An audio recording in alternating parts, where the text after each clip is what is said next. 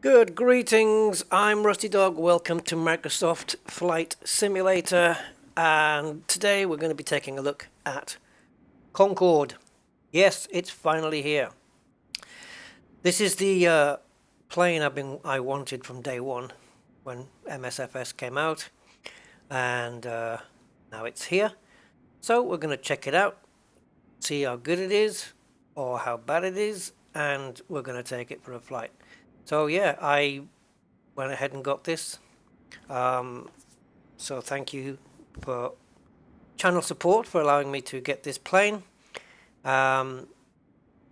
which is awesome. Thank you guys. You enabled me to get this. So we're going to check it out. This is my first time looking at it right now, and well, I don't even know if I'm going to get it off the ground. It has a 102-page manual to go with it, and yeah, we're going to try and do a flight. That's the goal. If they have a checklist and stuff like that. If we do get it off the ground for a flight, the flight will be Paris to Milan, which is just under 2 hours, even in this thing.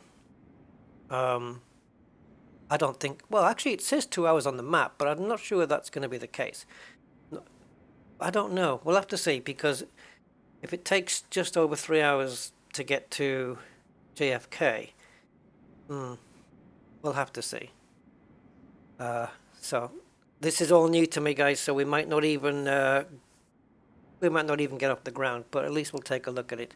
So Roger's with us. Hi Roger, nice to see you, matey. Holo Bolo, thanks for a little bit of pissing on my parade there with that one, but you know, if it is bad, well, we'll see. We'll check it out. As for the textures, third party can improve those.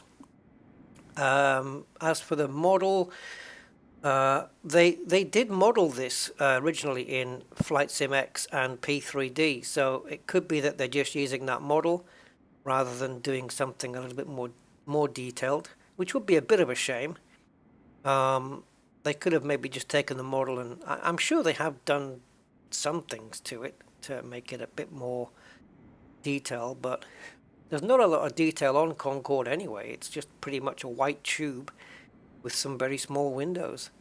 But we'll check it all out. We'll check the cockpit out, and I'll give you my assessment and what I think. But the important thing for me is how she flies, what the flight feels like, you know, and stuff like that. So, for the first time then, because you know what I'm like for jumping in at the deep end, guys. For the first time then, let's have a look at Concorde. So if we go into the world map, you'll see I already have a flight plan filed, which gets us from Paris to Milan. The flight time is estimated at 1:55, 1 hour 55, but I'm not quite sure how accurate that is. It is using high altitude airways. Now, if you plot a flight from Paris to JFK, it'll tell you that it's 6 hours plus.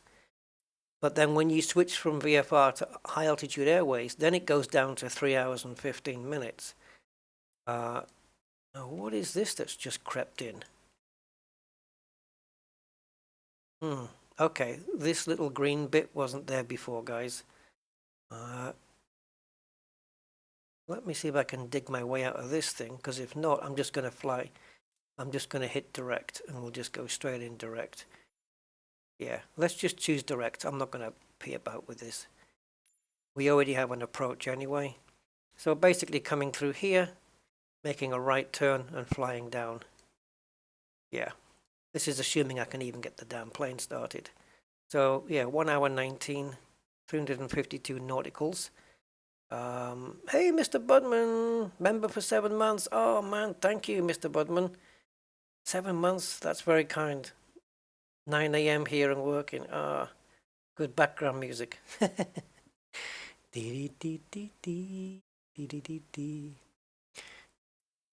I'll do requests.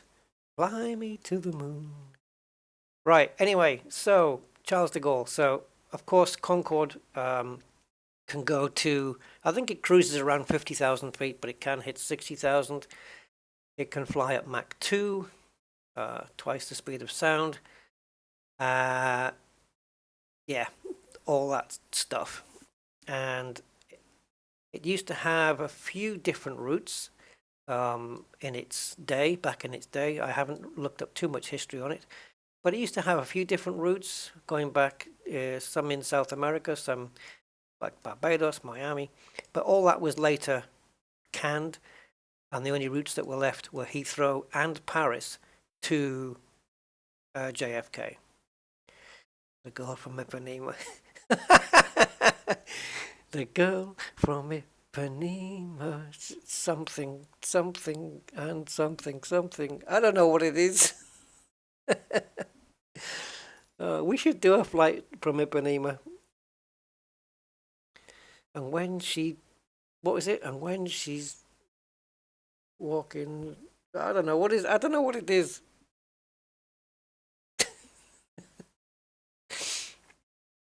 When she's talking, or when she's walking, or when she's doing something.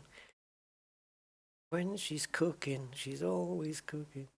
I don't know what the words are.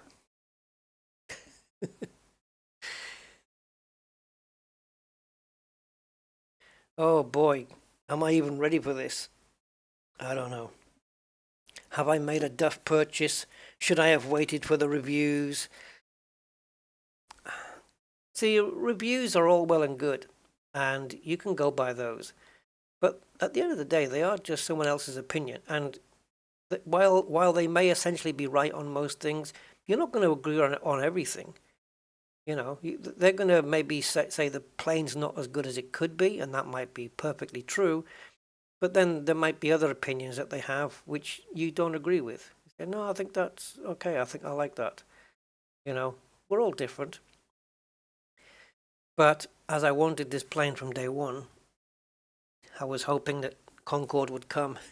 I think I remember saying in my early days of buying the, or you know, when I started getting into buying planes and stuff, and I thought the two planes I'd like to see in this sim would be the Spitfire and Concorde.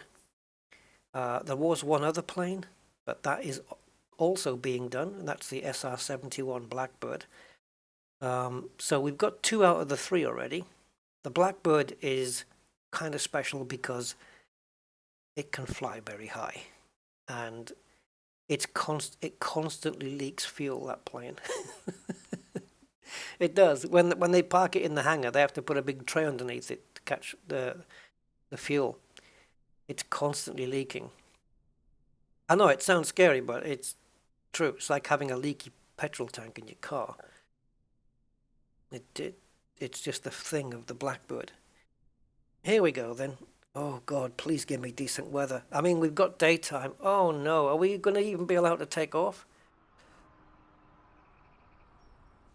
Wow, those wings don't stick out as much as I thought they did. And these frame rates, I hope they pick up. Okay. Look how, it's amazing how the plane doesn't look that big, but the windows are tiny. It's like sitting in a toothpaste tube. All right. So, here we are in Concorde's cockpit. So this is going to be another one of those Douglas DC-6 moments where it's a little bit of overwhelm, and you think, yeah, not so much. Got some good, decent buttons. Till you turn around, of course, and then you get all of that stuff. Now, I don't know whether we're allowed to move seats. I would imagine that we can. I can certainly move this way.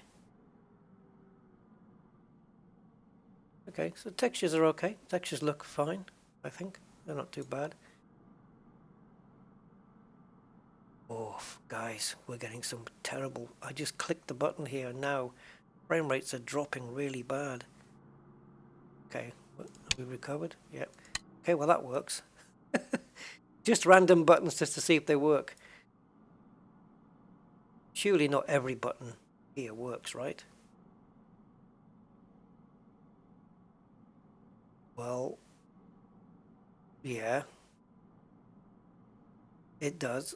I mean, Yeah, but then surely, right, surely all the breaker circuits are not going to work, right? No, they don't look like they're working at all. And these are lower textures, which is a bit of a shame. But they're not really something you'd be looking at all the time. So I'm not really bothered about the texturing here. The textures I'm bothered about are the ones I'm going to be looking at here. And the first thing that strikes me, of course, I mean, it's kind of obvious, but the first thing that strikes me is that there's no GPS. Like Garmin, like there's no digital screens. I mean, we've got the MCDU down here. Please have a checklist. Please have a checklist. Okay. Yeah. Can't open the window. Doesn't look like. So we've got the flight director on here. We've got autopilots here. We have an auto land light, I think that would be. And down here, we've got the throttles, and these are the afterburners. I'm assuming that there is a way to turn them all on and all off at the same time. I don't know. That's not doing it, but off. Does that mean if I click it, it goes to off? Is that its current state or the state it will be at if you click it? I don't know why I'm even confused about that. Auto. Yeah, so it's its current state. So the afterburners are currently off. Okay. Nose and visor. Ah, I knew it. I knew there'd be a visor. Visor maintenance. Oh, the nose. How do we do that? It says nose and visor. Visor maintenance on. Okay. Guys. Is there an iPad? No. No help there. Oh, we've got a Haynes manual. Yeah, a workshop manual for Concorde. Awesome. Oh, geez. You kidding me? Now these buttons don't work. That one does. Glare shield lighting and brightness. It is moving. Yep, it is moving. Okay. If we pop out into drone mode, let me see if I can get this. Oh, damn you. Drone's not moving. I wonder why. I can't move it here, guys. I mean, my control is clearly functioning. I wanted to take a look in the passenger area because apparently if you go into your weights and balances, your payload manager, I should say, you can add passengers. There's also something about a left knee board where you can set passengers on the left knee board, but knees aren't there, my knees are here. And I don't know if it's on my side or the other guy that they mentioned where you can switch. There's something to switch passengers on, and then as you add passengers, depending how many you put in, the plane actually literally does fill up with people depending on how many passengers that you've added. I don't think it's accurate to the number, as it like to say if you add 30 passengers, I don't think it's going to put 30 people in there. But let's just say if you put 50% passengers, you're going to get 50% full plane. So this is business class then, I guess, the super rich.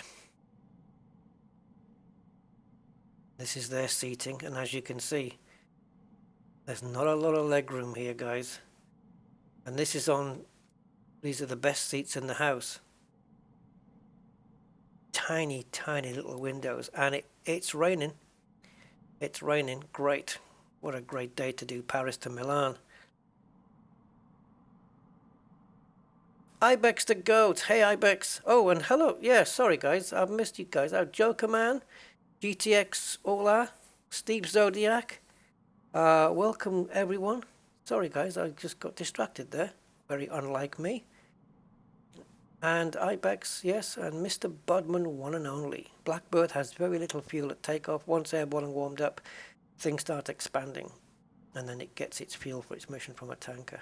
Yeah. Can this plane reach Mach 2? Yes. It is a Mach 2 plane. Twice the speed of sound it can go at. What's through the curtain, guys? Uh-oh. We can't go through. No, because... No, of course not, because we need the bloody drone camera. We need the drone camera, and it doesn't want to work. Unless, of course, do we have any preset views? No, these are all cockpit ones. They're nice. I like that. They've done a good job with those. There's no pre-saved views. Yeah, when I go outside, this is the view I'm stuck with, and I can't shift it.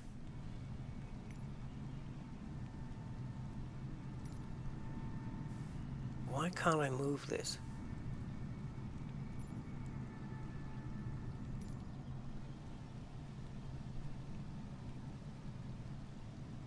This is my external camera. This is the drone. Everything here seems to be disabled.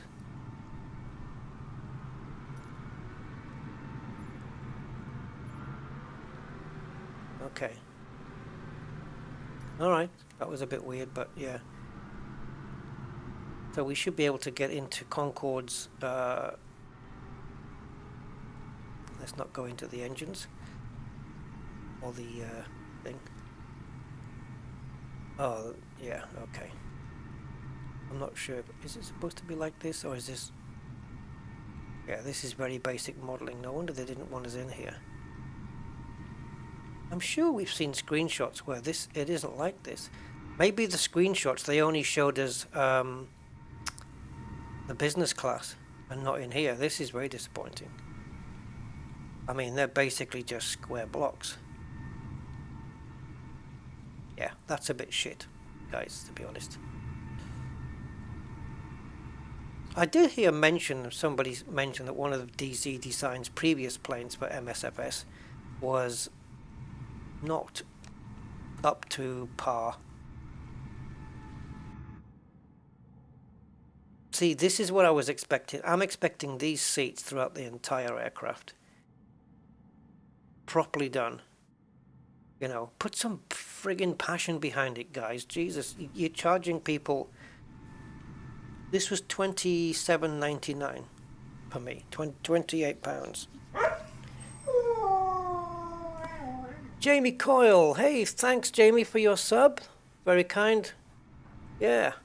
Thanks for hitting the sub button. Don't forget ding the old dingy bell thing as well. Yeah, disappointed here, guys. Look at this. Wow. Polygon saving at its best. This is Concorde, guys. Come on. You're the only ones doing it.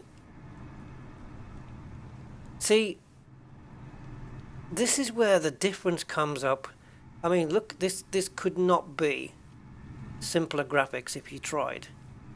And if you look back at the Douglas DC-6, which is arguably an even more complex looking plane, at least in the cockpit, but that they nailed that plane. I mean, right down to the needles on the dials shaking at certain revs, the plane and dashboard shaking at a certain revs. They nailed everything on that plane beautifully. By comparison, this is lazy. This is absolute laziness.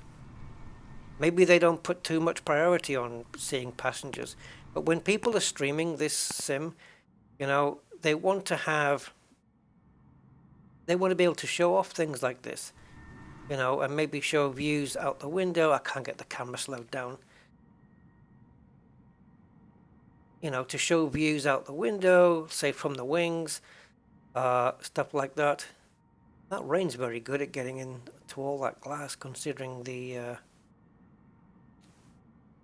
you know, how far it can get to the edges, considering how inset it is. But anyway, that's a minor quibble.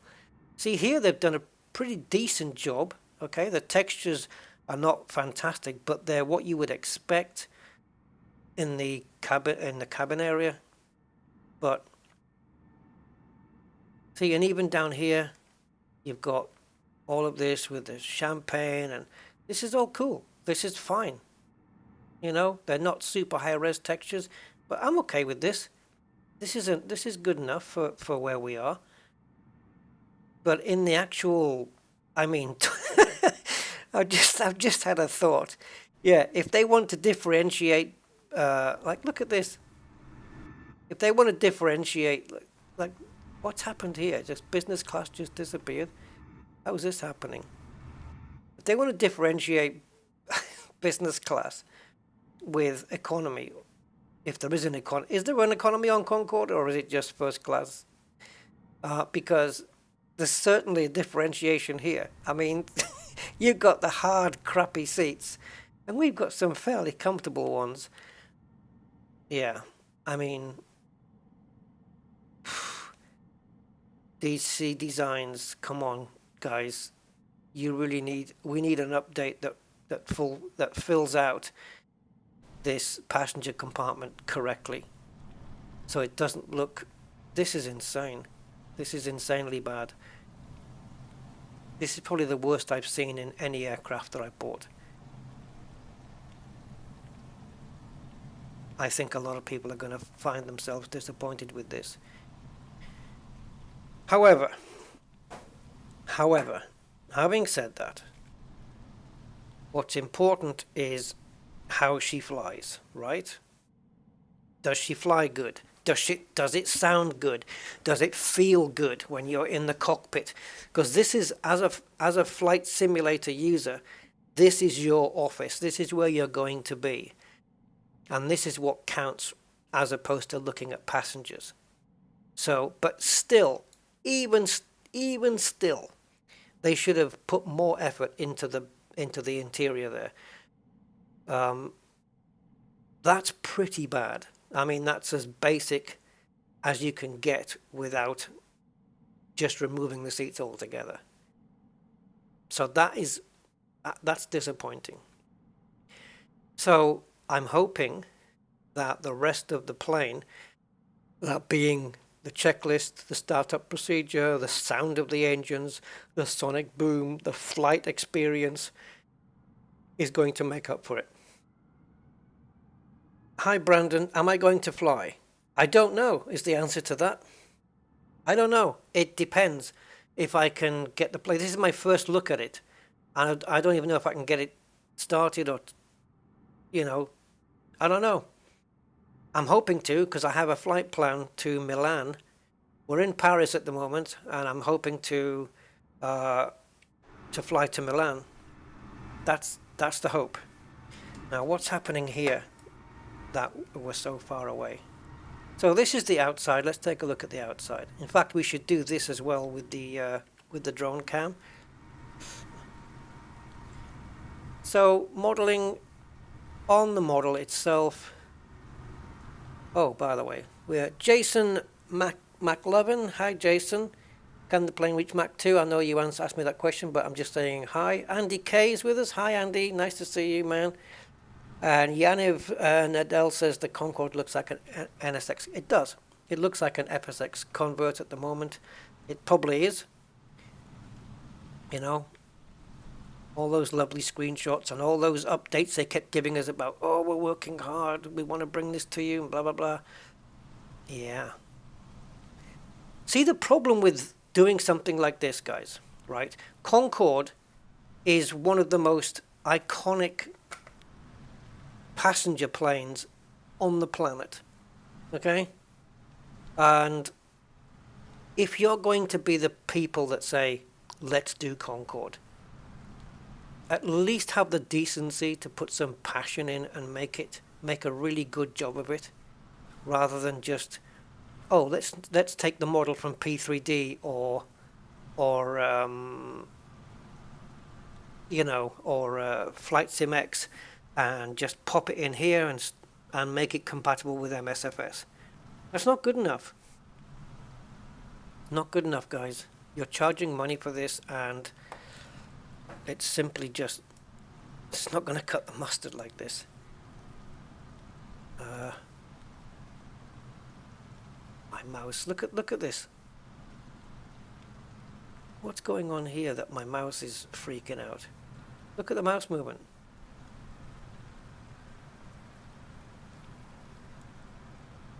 Let's get back inside if I can. Oh, I can't do anything here. So much for smooth mouse movement. What's going on here, guys? I can't press. Okay, here we go. Try again. Wow. Okay, let's have a look at something, if we can. I don't know what's screwing up here. I don't know if it's the plane that's doing this or what. But we've got some serious issues here.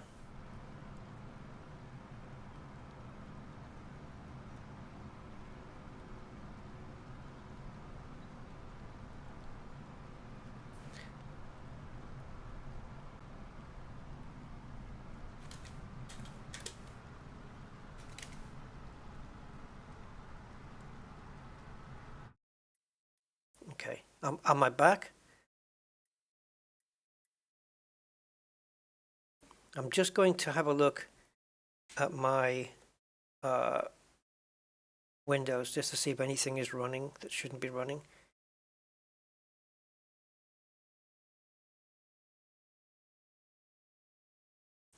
It looks like, I don't know whether Steam was downloading something, but I don't think so, because I'm playing a game, so, which is a Steam-based game. Are we back? I've got nothing here that would interfere. I don't know, my mouse pointer just went all over the place there for a moment. So let me know if I'm back and I'm sounding my normal self.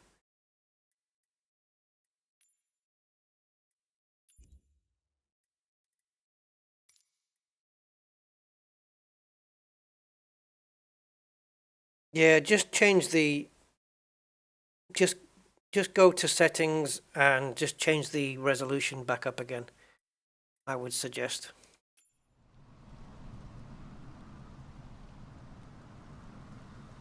Something killed my frame rate and I don't know what.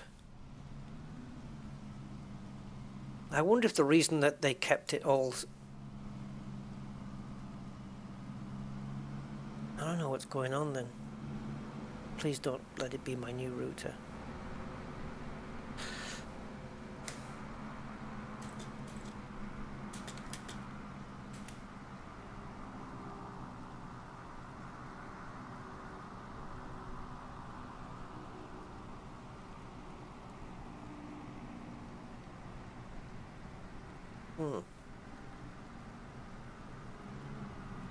I seem to be back to normal here on my side. I know that I was watching a stream the other day, and there were problems. Yeah, I was watching somebody live stream sim racing, and they did have stream problems as well, and it was YouTube. It wasn't their end. Anyway, let me know if it goes again, guys. I don't know. I had some problems here in that my mouse, I couldn't move the mouse across the screen. It was like something was going on in the background that was taking up all of my CPU.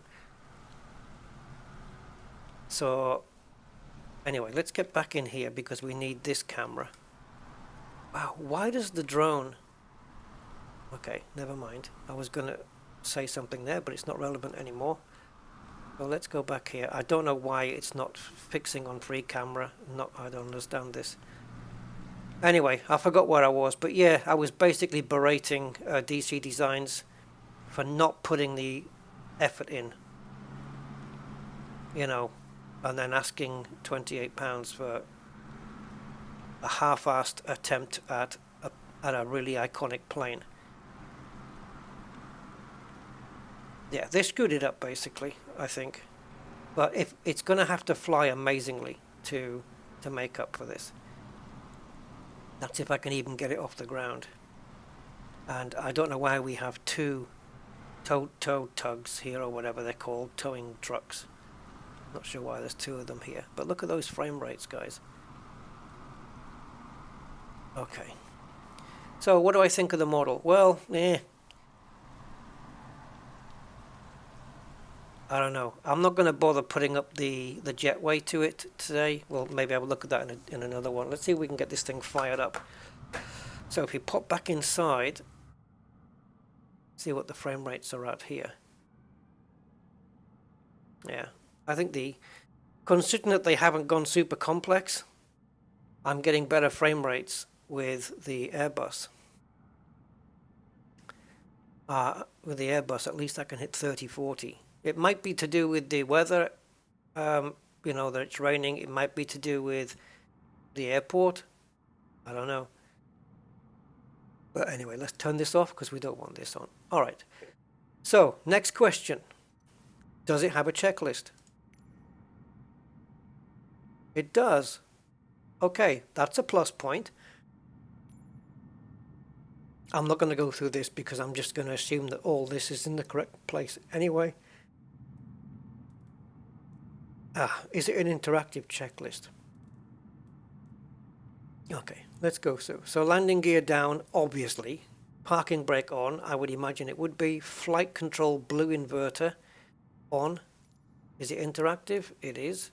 It is indeed. Good. Plus point. That's already on. These I think are already going to be set on anyway. So this is the blue inverter. That's the green inverter. That's on as well. Anti-stall systems. So this is a good plus point for me, guys, because the fact that they've got this with illuminated buttons, that's a plus. I'll give them that. Modeling so far, the interior is not counting business class, is an epic fail. The standard seats is a complete epic fail for me. Yeah, you get what you pay for, but I'd rather have paid more for a better plane. You know, I mean, what is this, like halfway budget kind of, will put so much effort in, but nah. I'd rather pay £50 for a properly done Concorde. You know, but this, I'll tell you what, this does leave the market open for other people to do Concorde. And Just Flight are in cahoots with DC Design on this one. This might turn to bite them in the ass. QNH altimeters. It's good to learn where everything is. Set now. The barometric pressure for right now at Charles de Gaulle. I don't know what it is. And as I'm turning that, it's not telling me what the number is. So do I have to now go to the default? What's it called? Not default. Begins with L. Is it legend? No. Anyway. Yeah. The basic. See where it just says barometric pressure? There's another labeling system you can have. What's the word I'm looking for, guys? Begins with L. It means like the old version. Oh my god, how can I not remember? Yeah, it's not telling me the barometric pressure number that I'm changing it to. But how the hell am I going to know when it's right? Oh god. Nav radio set. Wow. Look how basic that is. See, this is easy. It tells you. Okay,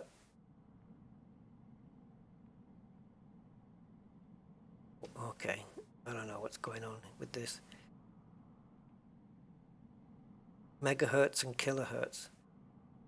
I mean, I'm moving it, but the number's not changing. So yeah, don't know what the hell's going on there. Transponder is down here. Yep, kind of where you'd expect it to be. How can you set these while the plane's off, though? Legacy. Thank you, FS Captain. Legacy, yes. Bloody hell. But I couldn't think of the word there. Yes, legacy. We have to go back to legacy to get the other labeling system, I think. What's this one? Fuel heaters. And they're supposed to be set to auto. Are they? Well, they are now. Is this like all of them? Yeah.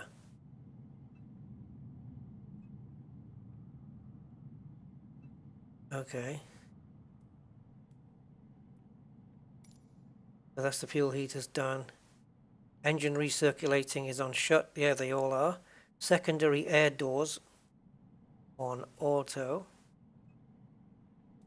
And FMC INS is supposed to set that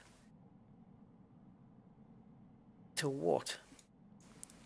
I can't zoom in any further than this, and I can barely read that writing. Heading DA.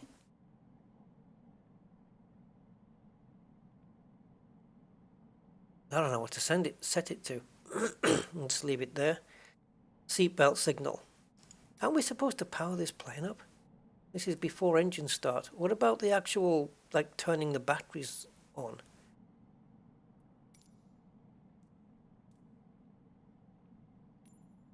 Yeah. Okay. Let's go for it anyway. So the seatbelt is up in the top console here. Don't know why we put that on already, but okay. Fuel, aircraft weight. Now this one's not interacting. So that's to do in the payload manager, I think. So I think we'd probably... Oh, fuck. Are we going again? Is it breaking up again, guys? It's my PC, but I don't know why.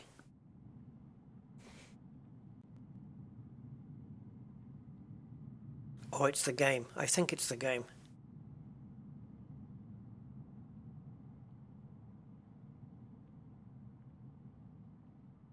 Okay. I don't know what the hell's going on with this. Right, payload manager then.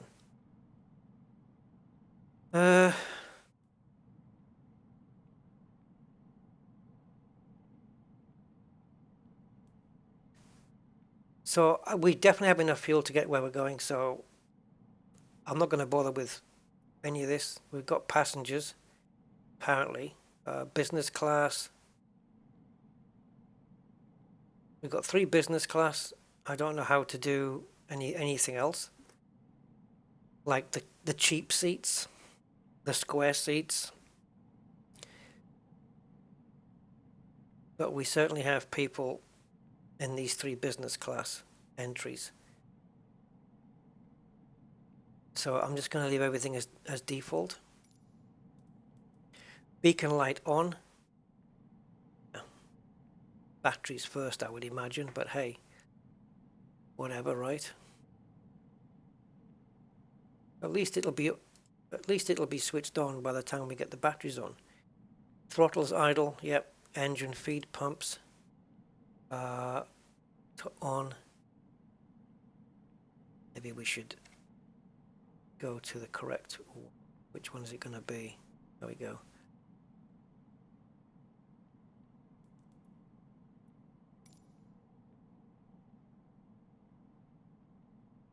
Okay, you got me confused now.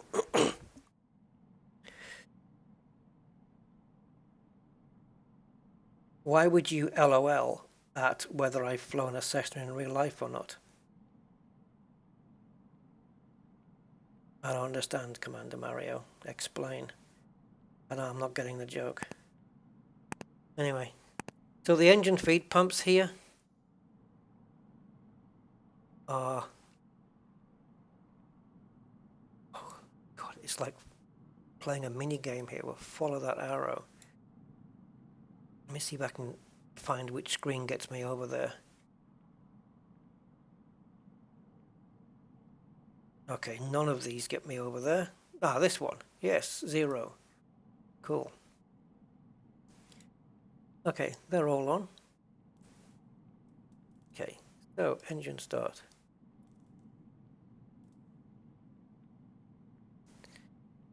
Ground service switch, EPP. Let's have a look, see what's starting here.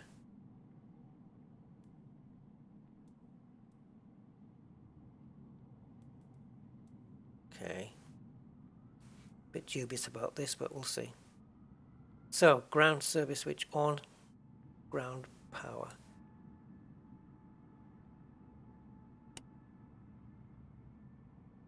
Okay, it says ground power available.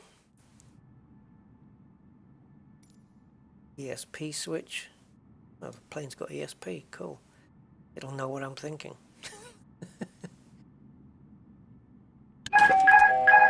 Oh well, it's kind of sprung to life now, hasn't it? And there's another one apparently. I guess this one.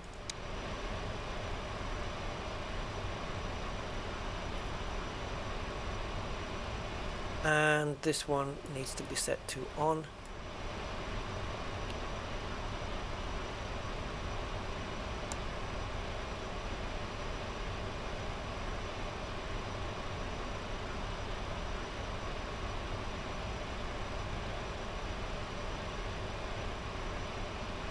Hey Morn, how you doing, sir? Welcome.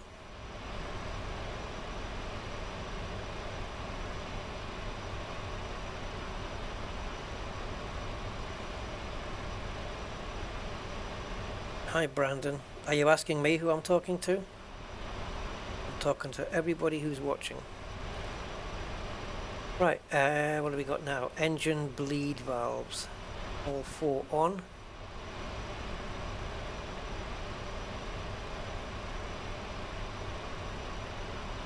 .500 knots indicated.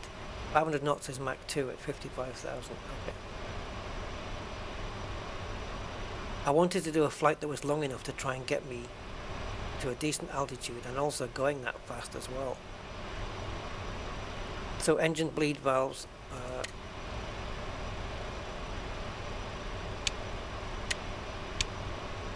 On. LP. Is down here.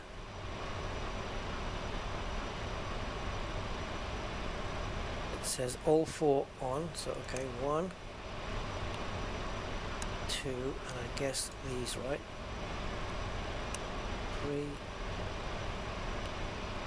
3. I'm not too bad, Morn, thank you. Hey, Aquatic, nice of you to join us, mate. I'm guessing we close these. Okay. Start engine 3.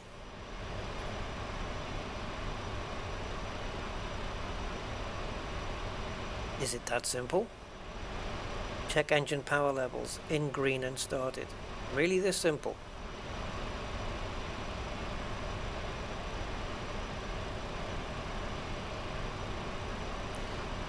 Guess I'm checking here, right?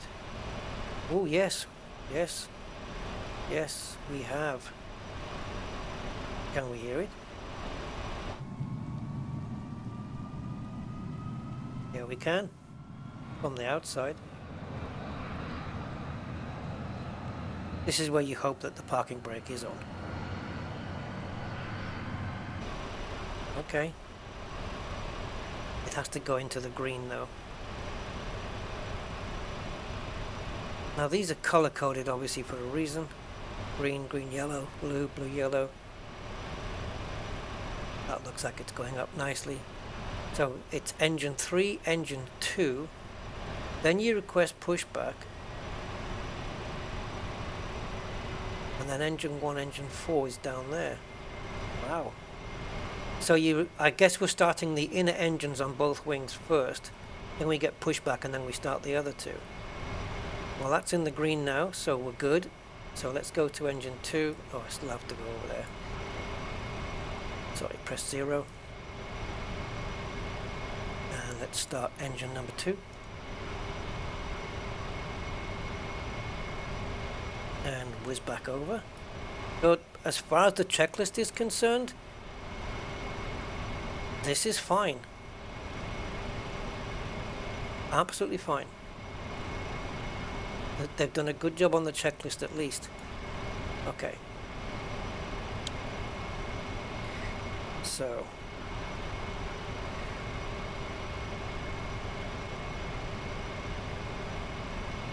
let's turn the EPU switch off, which is back on this panel.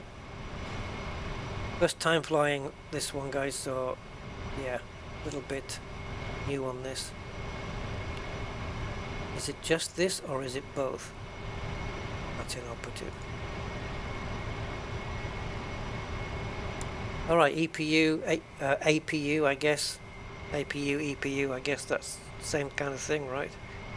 Oh, here we go again. Something in the background is causing my... Airport information, Quebec 14000. Pressed the wrong button there, but hey. De Gaulle ground Rusty 2627 IFR to Malpensa, ready to copy. Yeah, it's an awesome. It was an awesome plane, Morn. Cleared to Malpensa Airport as filed. Definitely. Runway 08 left climb and maintain 5. That's the correct runway we're going for. Frequency is 125.7 squawk 441 tree. Oh, I'm never going to be able to do this.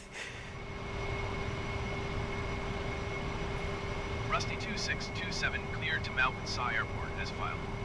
Takeoff runway 08 left climb and maintain 5,000 feet. Departure on 125.7 squawk 441 tree. Rusty 2627 read back correct. Contact ground on 12. Come on, speak quicker. De Gaulle ground Rusty 2627 with Quebec ready to taxi IFR. Rusty 2627 taxi to and hold short of runway 08 left using taxiway Echo 6 Tango Kilo 4 Romeo Romeo Tango 7 Tango Tango 1. Contact tower on 119.6. Now this should give me the arrows I need to find my way around. There we go. Why are they lit up in blue? That's not normal. I've got a mod to fix that. I mean, it might not be enabled. I normally have little tiny green arrows instead of these big cartoon things. But now I know which way to steer the tug. So let's just bring this down just a tad. In fact, I'll minimize it for the moment. Put it down here.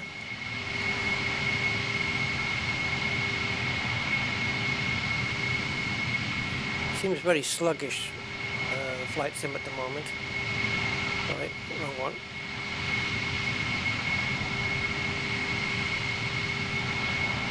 I wonder where it's going to connect. Yep, should be okay. I think I did fly this in FSX once. I'm sure I did. Way back. But it wasn't... I just had it on the runway, so everything was powered up anyway. I couldn't do a cold and dark flight. Departure frequency is 131.2 squawk 0463.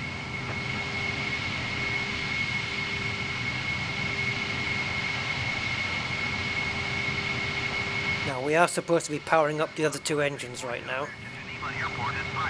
So let's try. Right climb and maintain 10,000 feet. Departure on 125.7 0463. Which is next? Was it 1 or 4? Not that it matters. Contact ground on 121.61. Good day. Not to me anyway. Airhawk 1561 request taxi to the gate.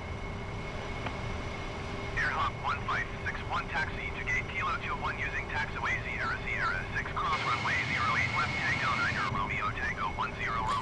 Engine 1 started. Tango Lima 2 Echo 7 Is it Tango booting up? Golf Tango Kilo 1 Echo 5.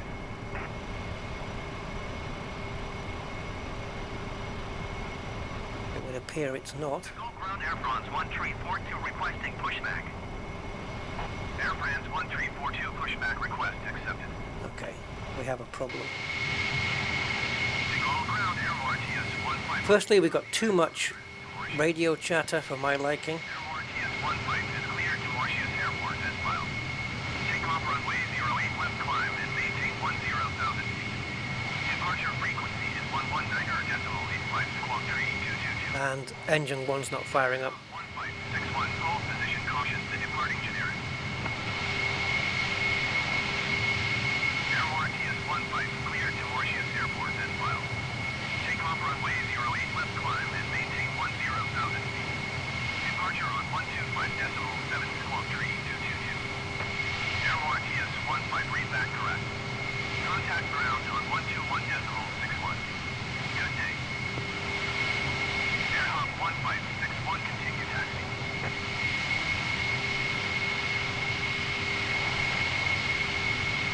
The other thing I don't know is how to get the nose down. Air RTS 15 pushback Where's the... request accepted. Oh, where did you come from? Where's the nose thing? Taxiing to gate 021 by taxiway 006 cross runway 08 left Tango 9 Romeo Tango 10 Romeo Papa 10 Golf Tango Lima 2 Echo 7 Tango Lima 1 Golf Tango Kilo 1 Echo 5 Air Hawk 1561.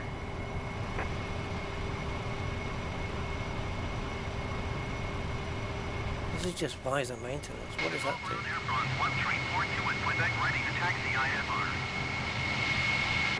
Air France 1342 taxi to and hold short of runway 08 right using taxiway Tango Lima 4 Golf. Because the nose should be down at the moment, right? Lima 7 Romeo Romeo Tango. I don't really know when, and I think we take off with the nose down and then Contact tower on 119. it goes up at a certain point. Commander Mario, fuck off.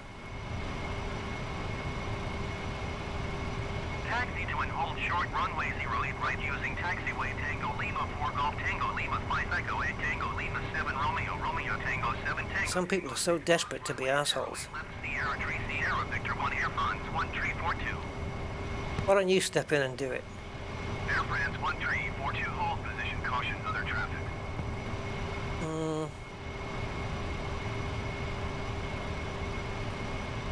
Oh, look at all this. Awesome. Position Air France 1342.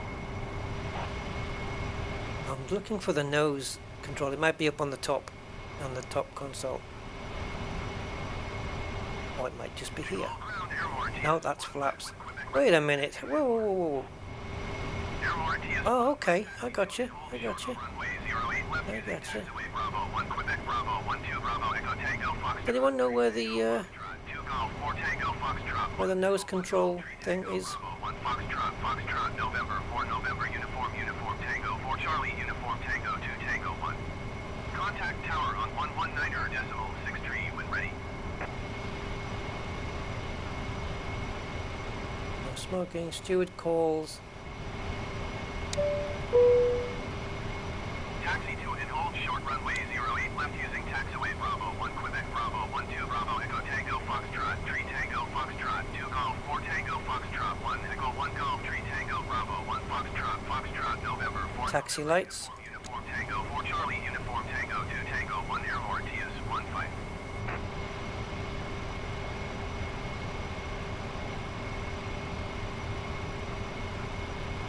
Black screen. Take all ground, Terram Tree 84 IFR to auto venue, ready to copy. Okay, I don't know why you're getting that. 4 is clear to Bear with me, guys. Take off runway 09 right climb and maintain 10,000 feet. Departure frequency is 124.355 squawk. Okay, that's a nuance of MSFS. I'm just trying to figure out how to get the nose down. Terram Tree 84 clear to Odo Penny Airport as filed. Take off runway 09 right climb and maintain 10,000 feet. Departure on 125.7 squawk 2223. Terram Tree 84 readback is correct. Contact ground on 121.61 when ready to taxi. looks like it might not be up here. 42, continue taxi.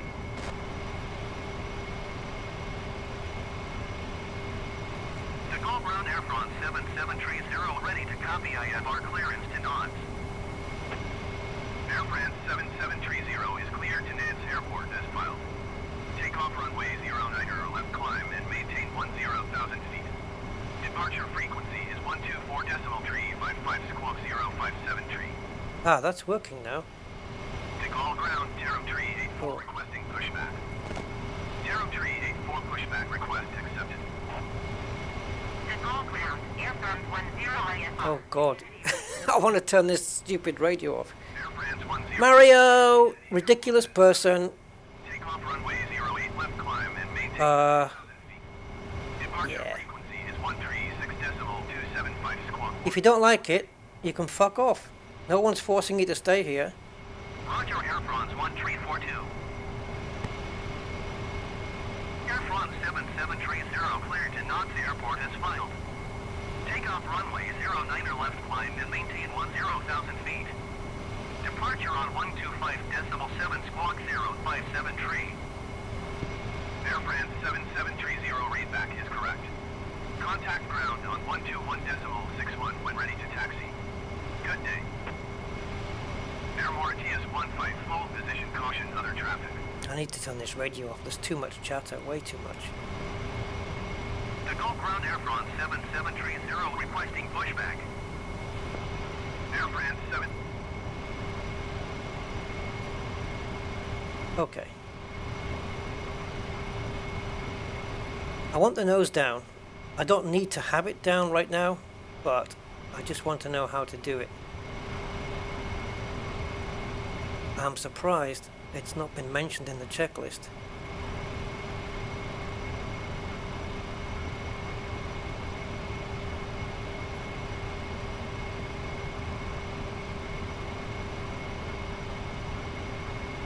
See, I know there's a switch. Ah, this is... Oh, it said flaps.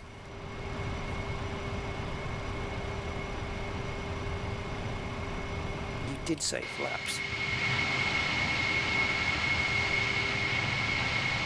Takeoff tower Air France 7686 ready for IFR departure runway 08 left. Air France 7686 altimeter 29er decimal. A Fortnite stream. Yeah, it's more his level, isn't it? Takeoff runway 08 left. Hey, here we go. So the visor goes down. Cleared for takeoff runway 08 There we go. 7686.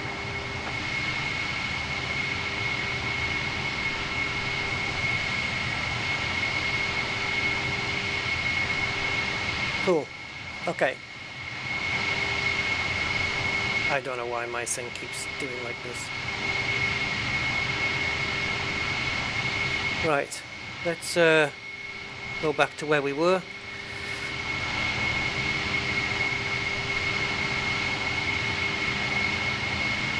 And we have the issue with engine 1. Power levels not being where they should be. I don't think. Nope. So let's take it back to here.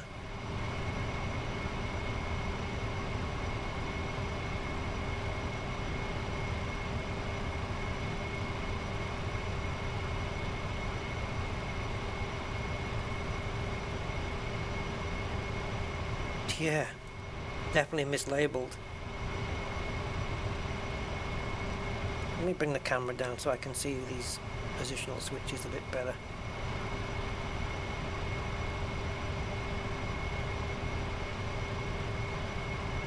Okay, that's on. No, it says off there. This isn't making a lot of sense, guys, if I have to say.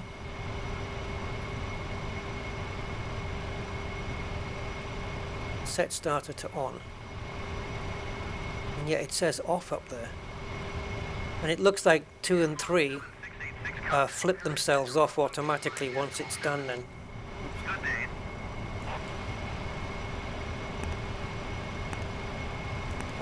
going to go for engine 4 and see if that does it, because something's wrong with engine 1 here. For airframe 7686.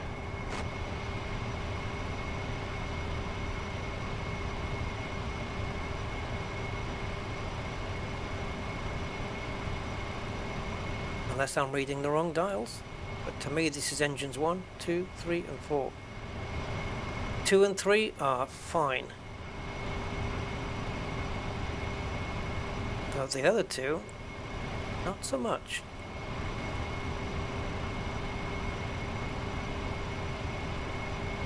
So what's going on?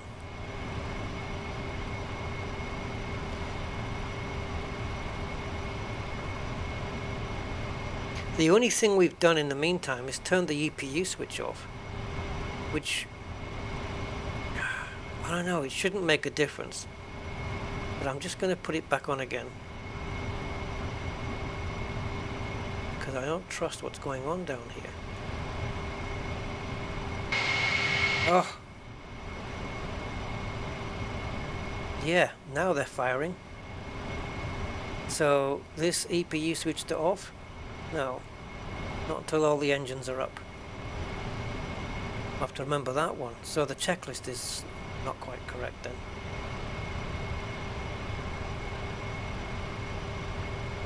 Hopefully we want to see these coming up too.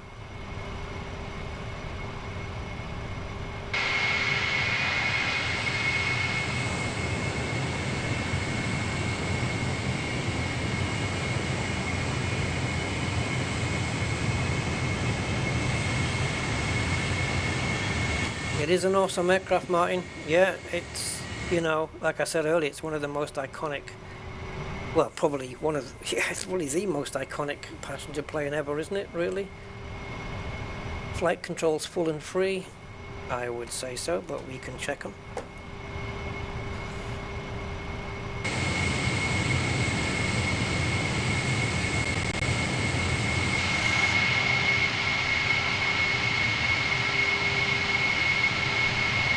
Well, my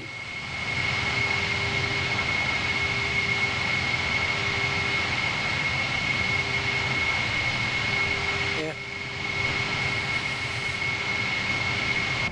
Okay, so AFCS. Don't know what that is, but I will learn. The manual for this is 101 pages. Oops, so I'm going to have to sit through that and learn a few things. See what all this is.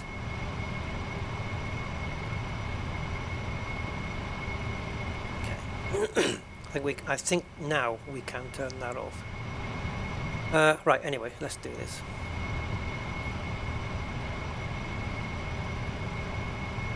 Okay, I'm having some real trouble with this screen, and I don't know why. It keeps jittering, and I have to Alt-Tab out to correct it.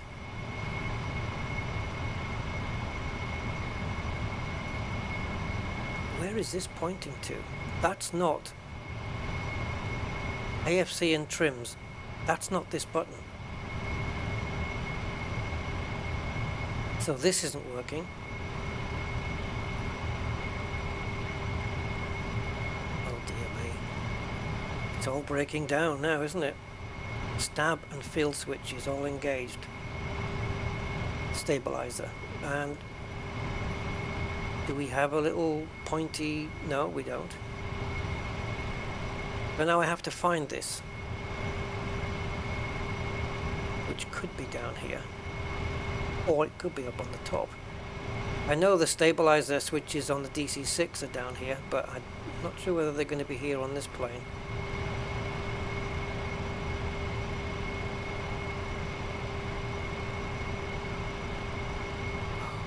Why is it that some of it's interactive and some of it isn't?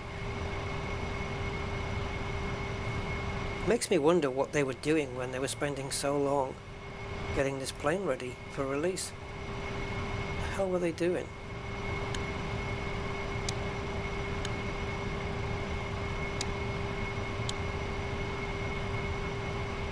At least I know where the pitot is now. Stabilizer and fuel switches. Why would they be up here? Lighting. Here we go. We've got trim here. It has to be here.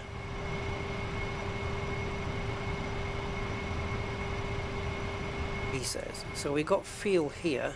They're on. Stabilizer.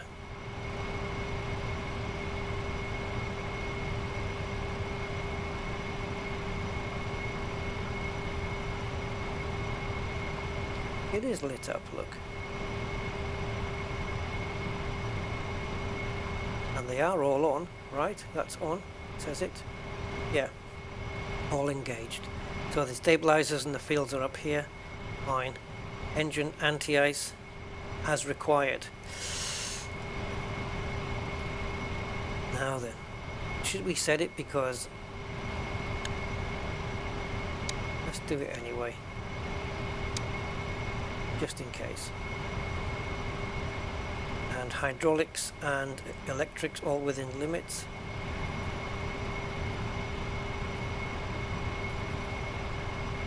Again, you need to point this out. I know it's all down here and stuff, but I'm a newbie on this, so I need to be told. You can't just stay on there.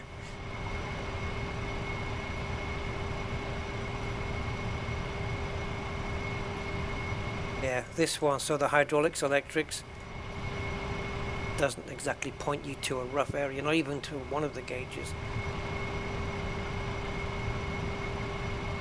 I'm not very happy with the fuel readings at the moment, but we do have fuel. We definitely have it. Yeah, got a decent amount there.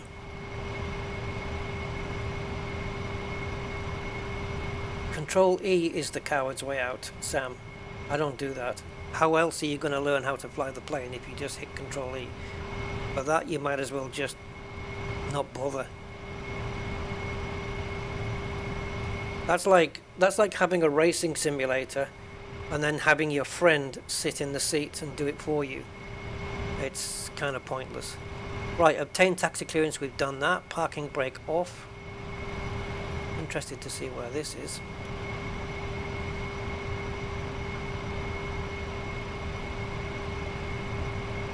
Yep. Parking brake is off. Now, are we rolling? Nice clear view out now.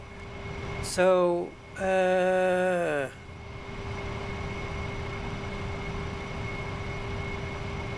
exactly, Sebastian. Control E to do a... Takes too long to do a manual start. Yeah, well, when you're learning Concorde for the first time ever, what are you going to expect? You think I'm just going to be able to sit in here in real life and then just, oh yeah, I know what everything does. Yeah. Can you imagine me sat in here in real life and some next to a professional pilot teaching me how to fly, and I'll say, oh, it's taking a while this, can I just not press like Control E or something? Yeah, no. So visor and nose down to 5 degrees. Okay, so let's pop that back to where it should be, which is, ooh, too much. One more down, come on, come on. 5 degrees, there we go, that's where we need to be. CG movement, as required. As required means you're not going to tell me where it is, right? CG movement, what on earth is that? Computer graphics? Center of gravity movement, I imagine. Oh yeah, yes. Let's have a look at it. Make sure we're okay. Yeah, we are. We're in tolerances. Center of gravity movement. This is fine. You move it with this, and it looks okay to me. It's within these two limits. We could position it a little bit better, I guess. It's not moving. Normally it does a little bit. Yeah, it's not letting us move it. So I'll just take it as it is, and we'll stick it with that. Hi Gary. No, I haven't covered it. I basically just loaded in a flight plan using Flight Simulator. I haven't done it manual, so to speak. Yeah. Yeah, 70% of the game is figuring out how to pilot the aircraft. It is.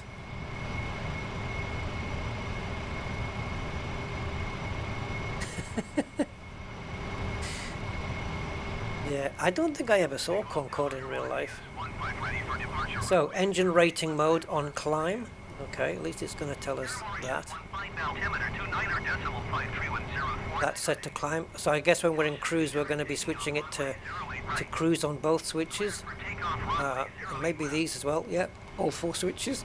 Because otherwise, it's going to be using a bit too much fuel, I suppose. Auto ignition is set to on. Well, it is now. Air intakes all set. Going back over here, guys, for that. Air intakes. I think it's fascinating to look at all this stuff. Right, where? There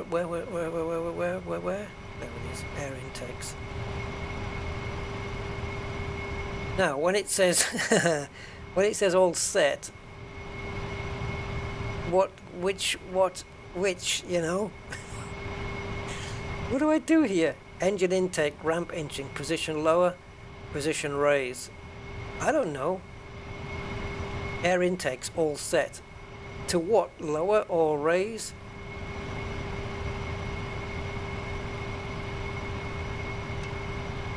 I don't know which is the way you do this.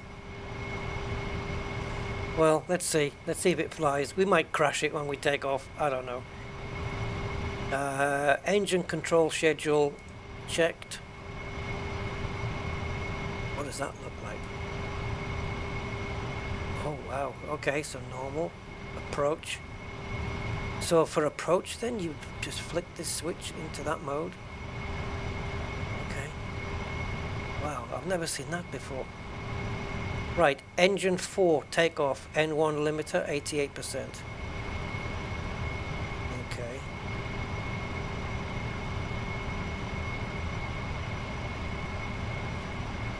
Actually says it there, look.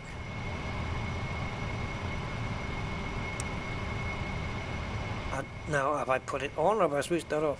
That's high. I'm assuming high is 88%.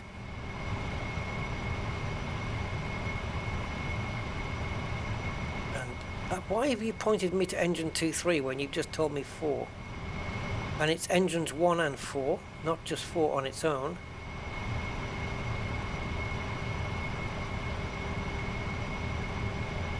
Oh boy. I'm definitely going to have to watch a video of somebody do this.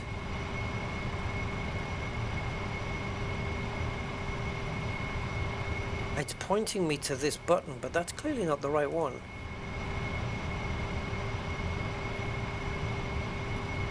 It's got to be this one. And then why at some point we're going to have to do it to the other ones, right? Air Mauritius 15, contact Paris Center on 125.7. Good day. Yeah, this is going to have to be, I'll have to go through this with the manual. Fuel consumed indicators checked and flowing.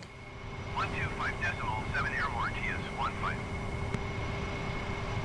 So this could be the fuel consumption then, which is next to nothing. It's a little bit above 0 because we're just sort of idling, I guess. Engine feed pumps. Will you go into the correct place? Thank you.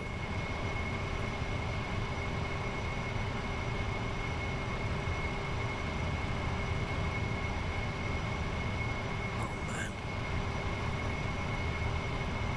Right, what do we want? All on. Right, they are. Anti-skid, as expected. Yeah. You may gonna have to tell me where they are.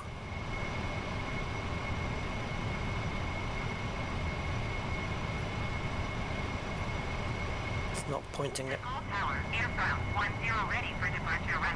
It's not pointing it out to me. Air France 10 LT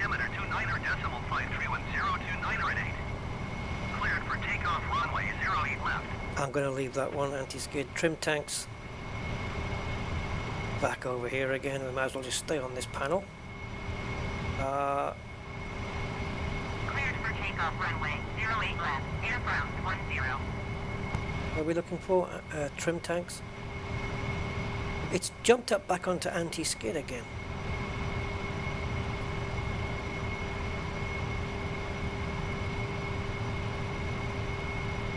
I mean, the arrow was pointing over there, and then it just suddenly stopped.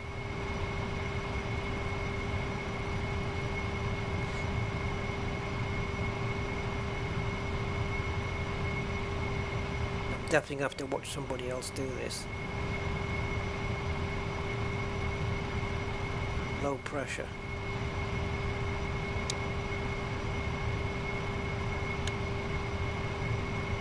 Going to put them on. They were on auto, so I'm assuming that was correct. I don't know. So D air pumps.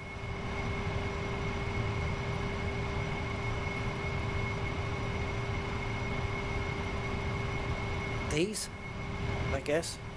I don't know. No. Are they? Yes. Maybe. Maybe not. Yep. Well, they're on anyway. CG position as expected, we did that. Okay, takeoff then. Oh god. Well, we better go and taxi first, eh? Power max thrust engaged, reheat. Climb rate 4,000 feet per minute. Yikes, really? Okay. Let's go taxi. It is a lot of switches. Okay. So we know the brakes are off, so let's get some thrust going. And the thing that they were asking for on the checklist, which I haven't found yet, it's kind of a basic thing, is the, so we do all this while we're taxiing then, I guess.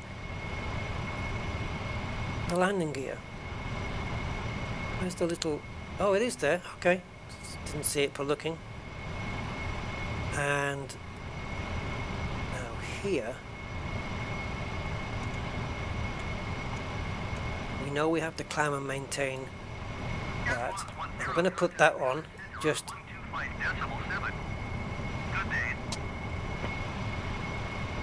Okay, cool. We have autopilot there. I'm guessing this is going to be nowhere near like the Airbus, where it's controlling these auto throttles. Yeah. Do we arm those now? I don't know. Auto throttle engage for takeoff. Okay, we'll put those on before we take off. Let's start taxiing.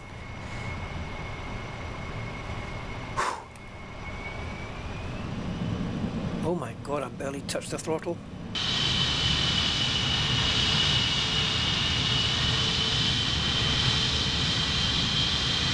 Okay, we're not moving yet, and I know I've taken the brake off.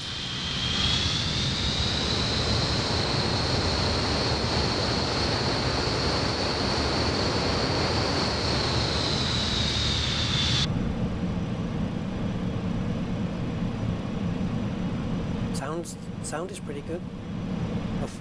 Hello Meme, how you doing, sir? We are flying from Paris to Milan.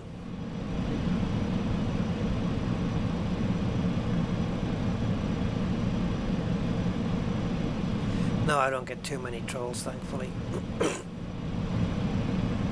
And they just get insta-banned anyway. Because that's the least that they deserve. Punch in the throat would be something else, but I can't do that from here.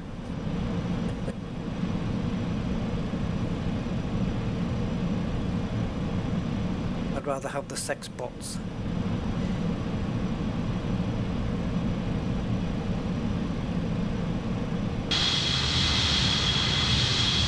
Oh my god. That's a 380. Well, thanks for waiting. Made the Concorde look small. Wow, this is very maneuverable, guys. Let's just pick up a little bit of speed. It's still raining. I don't know if we've got wipers.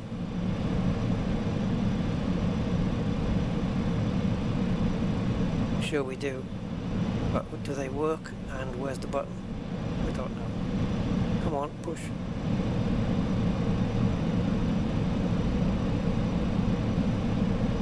So the control right now, the steering feels sensitive, like it moves on a dime kind of thing, you know. The moment I put any throttle in, steering input in, it's turning instantly. Like there's no delay, it's just doing it.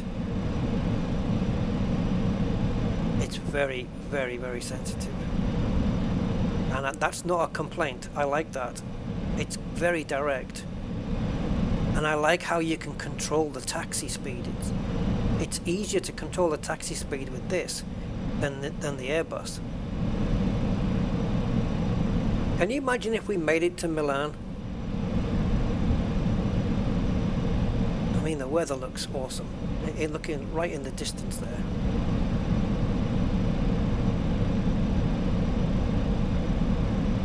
Now I'm assuming we put the nose up once we're up in the air, I guess. Once we're happy. And put the nose back up and hope that's correct. And then there's a visor that goes up as well, isn't there, for when we go supersonic.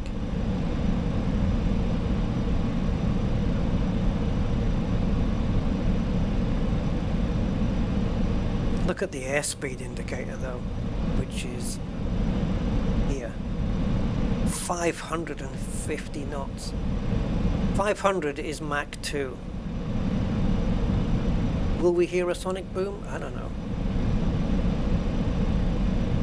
Hello Arson, can I give you the plane? No, it doesn't really work that way.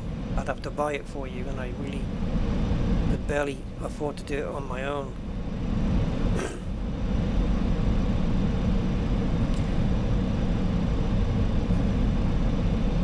Hello Zedong. No, it's not the best looking effort that they've done. It's a little bit... The interior is disappointing. The interior seating is disappointing, very much so. I have no idea if we've even got passengers on this plane, but maybe. And when I engage autopilot, how do I get it to follow? Do I just have to put it on heading mode? Does it not have a nav? I've got VOR there, which is cool. I could use VORs, but we're not doing that. Okay, I need to slow the plane down a little. She's just getting a little bit too quick here. Oh, but the steering is great. No complaints with the steering, guys. It's beautiful. Look at this. So direct.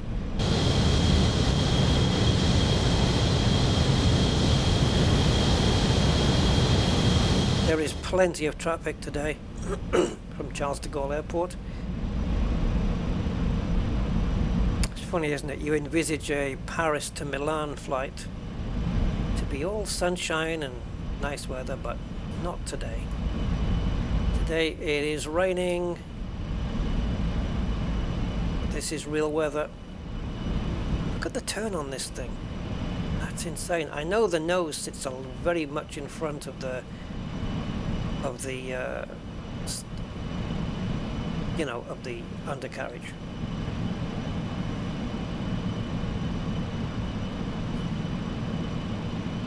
Okay, so what was it I was going to change up here? Forgotten.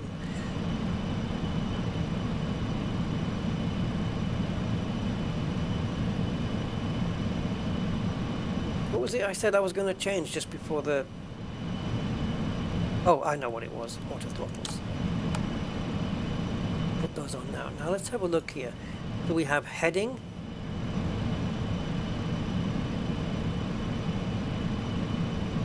Turn heading select on. That's not what I want. I'm hoping when I stick on the autopilot, it's just going to follow the flight path. And I haven't really paid attention to down here either. Oh, these are the V speeds. Oh, awesome, it's put them all in. Let's get the yoke out the way, can we? Okay. So 209, 226, and 215. Okay, that makes sense. Not really. That's to go direct, we don't need to do that. Come on, go away. All your radio frequencies there. And the flight plan, which is here. And these are all the timestamps for each waypoint. I'm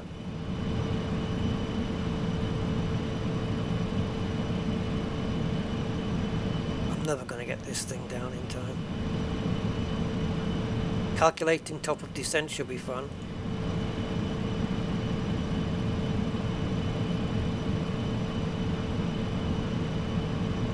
We have all the altitudes here though, right?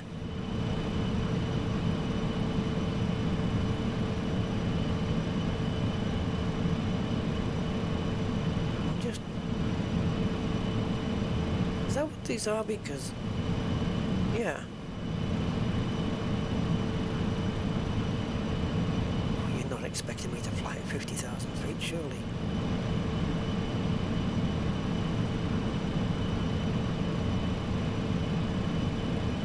Is this 21,500, 34,000 feet, 50,000 feet?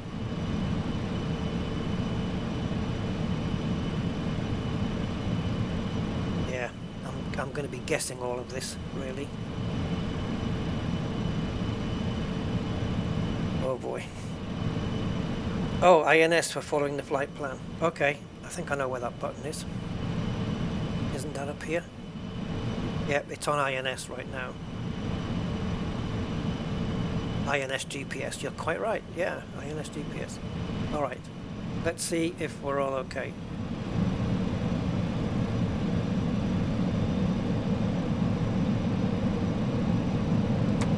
I mean, I'm sure something will go wrong, but I don't know where. It could be on cruise, it could be on the descent, it could be the autopilot. Could be me not following the correct altitudes. Who knows? Something's gonna go wrong. The plane, the actual travel here feels okay. I quite like this.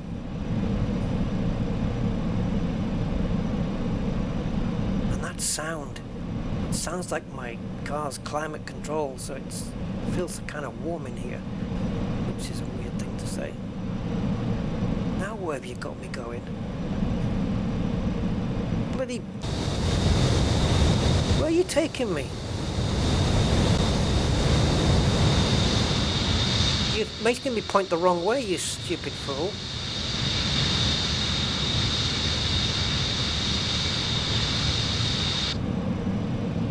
Not the first time the sim's done that. Not the first time I've done it either. Come on.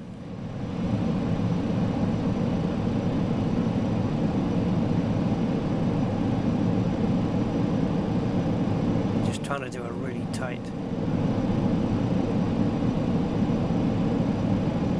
This isn't ideal. I just blindly followed the arrows thinking it was okay, but it wasn't.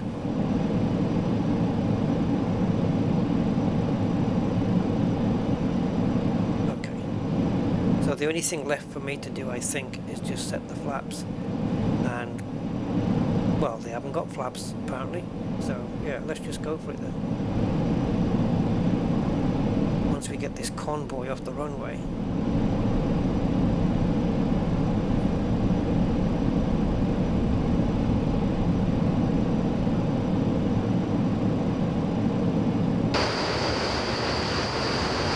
Well, guys, I can't believe I got this far.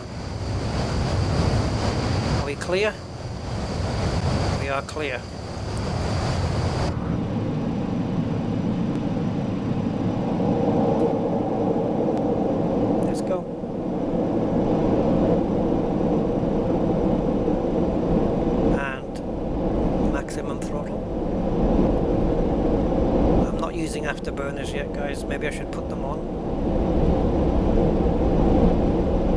on during the climb up? What? Just need to come down here, check my speed. Very smooth at the moment, so far. Very smooth. Okay, it's a bumpy runway.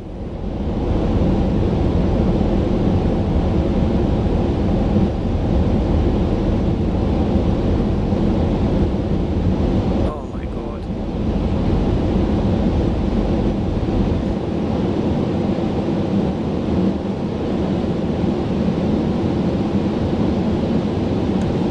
Gear up.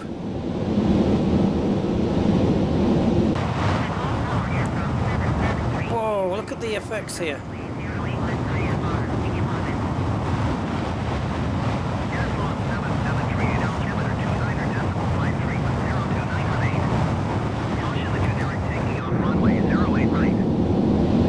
Should we try the afterburners, see what happens?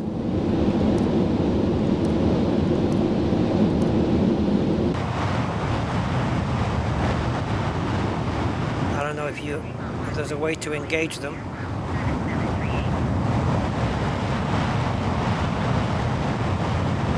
But the afterburners are on.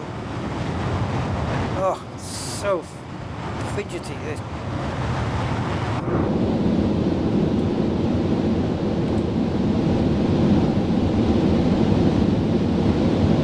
I think because it's got auto throttle, maybe. There we go.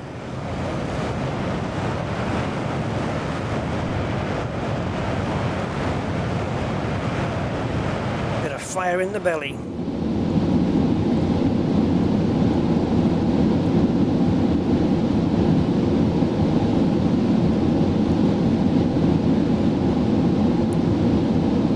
I'm just doing this for effect, guys. Oh, Jason, it was a whole checklist thing.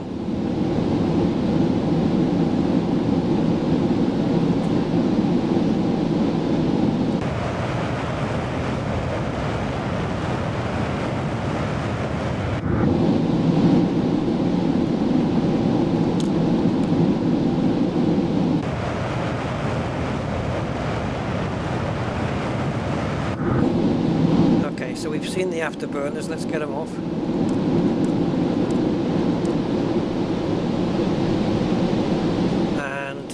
We need to somehow stick to the flight plan.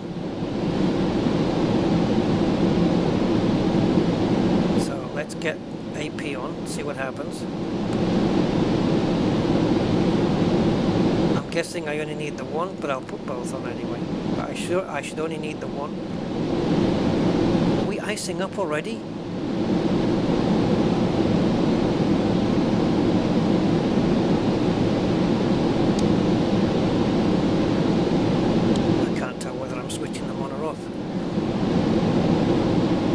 Okay.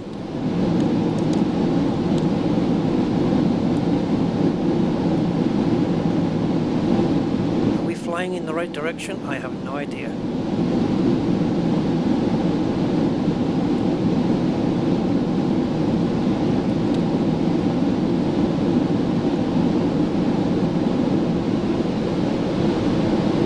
Do we have detents on this? Because I'm used to seeing those as well, and I don't see any here.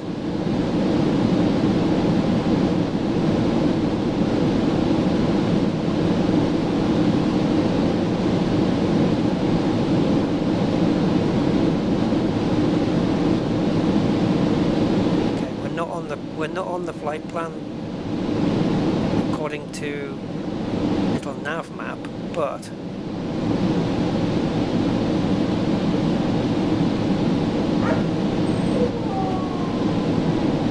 hey, Jonas, oh, Jonas Oximan.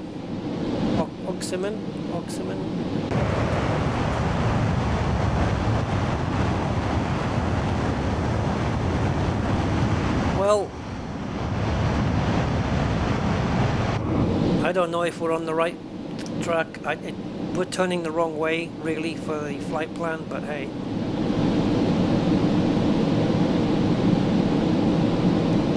way to Milan.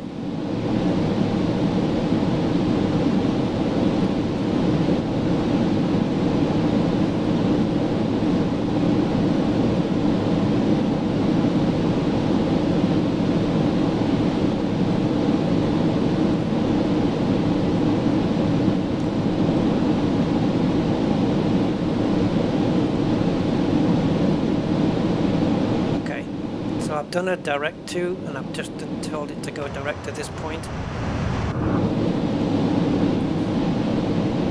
So let's do that at least, and then maybe from there it'll pick up the right way.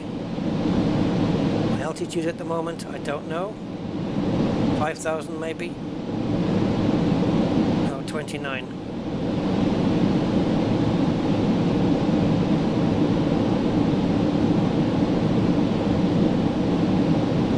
Try and sort all of that out.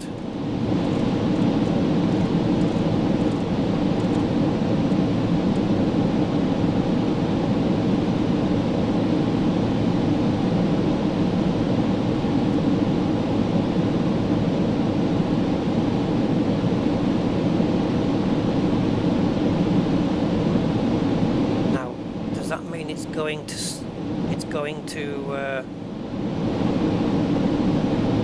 36,000 and then hold that? I'm guessing.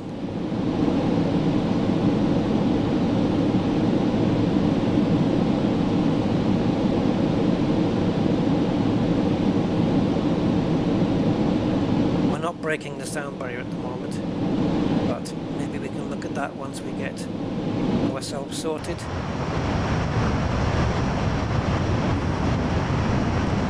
Right now I'm trying to work out if we're going in the right direction, and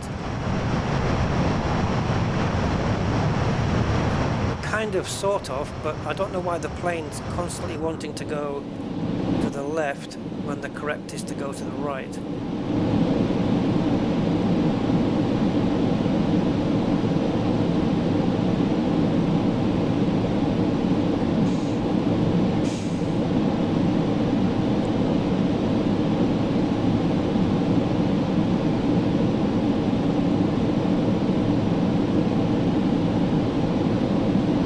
Pressing. I'm not pressing anything, guys.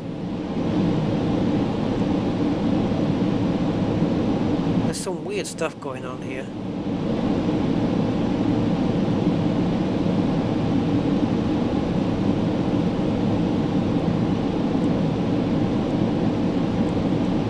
Right, let's see what happens when it gets to 33. I'm getting some extra speed now. Sorry, not 33, 36. It looks like it's slowing down.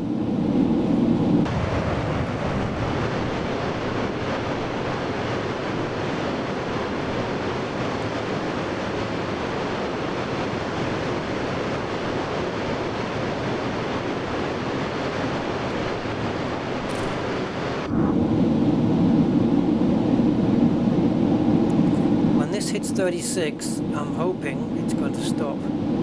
We are flying, we're not flying completely the wrong direction, but we are flying east when we should be flying a little bit southeast.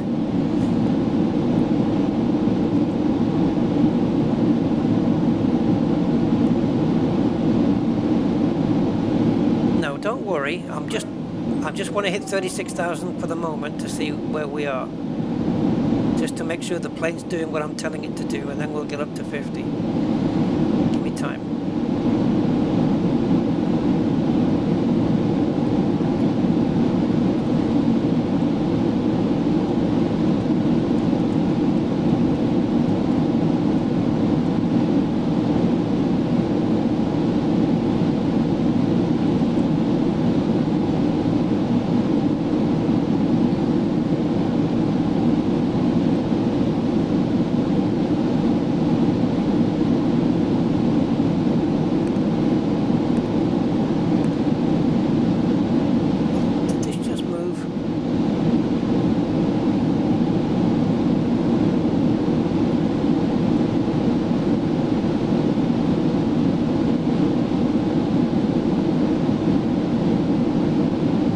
Heading to Nepal.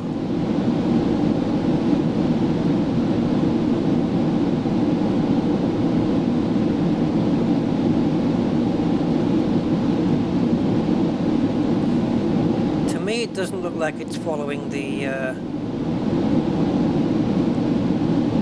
plan. What speed is Mach 1, guys? Have we gone past it? Have we boomed?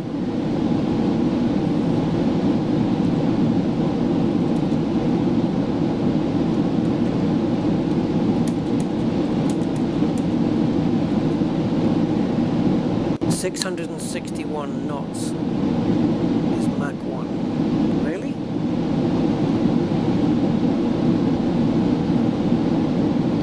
That can't be right. I mean, it can be, but why does it only say 550 and telling us it's Mach 2?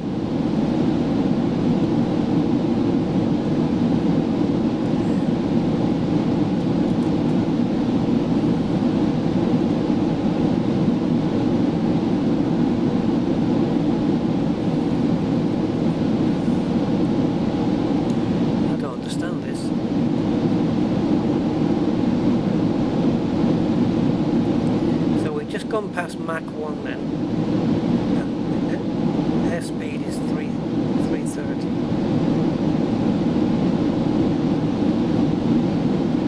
$42,000 now. Oof, Jesus.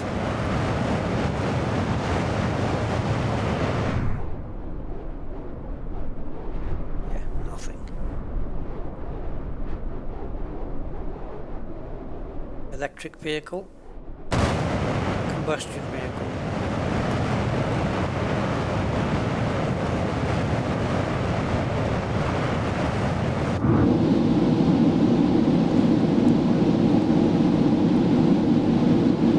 Oh, Mach 1 at sea level.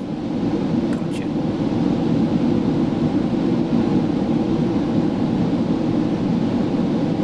Yeah, Blue Red, go to justflight.com and it's for sale there. If you just go justflight.com, type in Concorde, make sure you get the MSFS one, not the P3D or Flight Sim X one.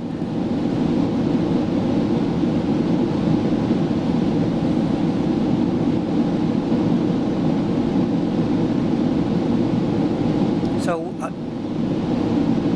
wonder then if the auto throttle will turn off the afterburners once we hit cruising altitude. But again, we're not flying in the right direction, guys. I mean, we're just not. So I'm gonna have to change.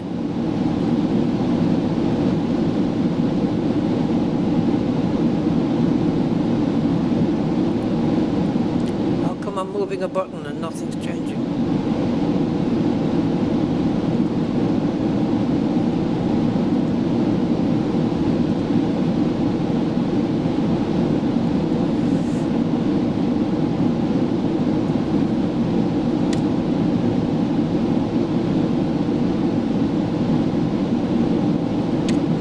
I get this thing to follow the damn flight path, guys?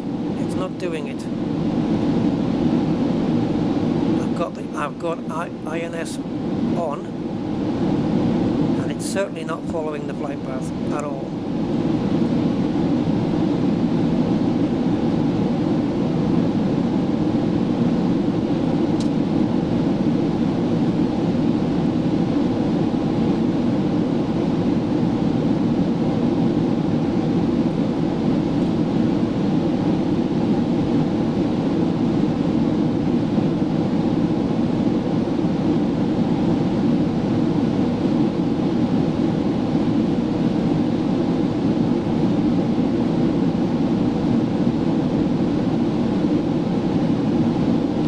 Flying in the right direction, so I'm not really sure what to do.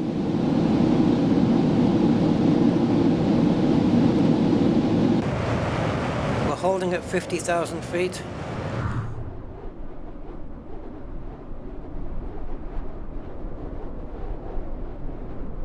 Look at this damn thing.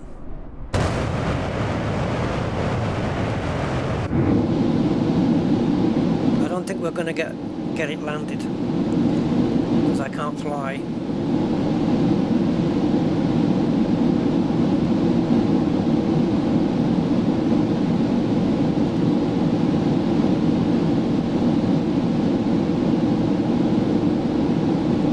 I didn't actually hear the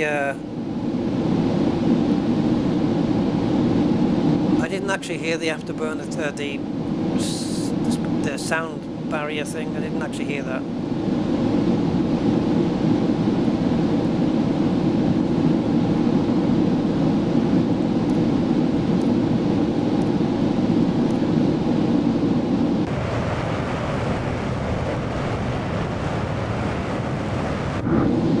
Aren't we on max or something? Max cruise or something?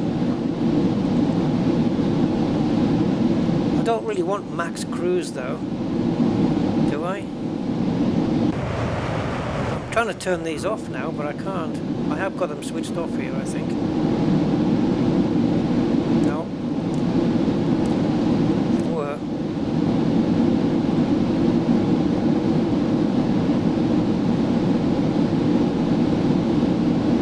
And I'm not at full throttle either. Oh yes I am, it's moved it. Okay. Yeah. My actual throttle is not being...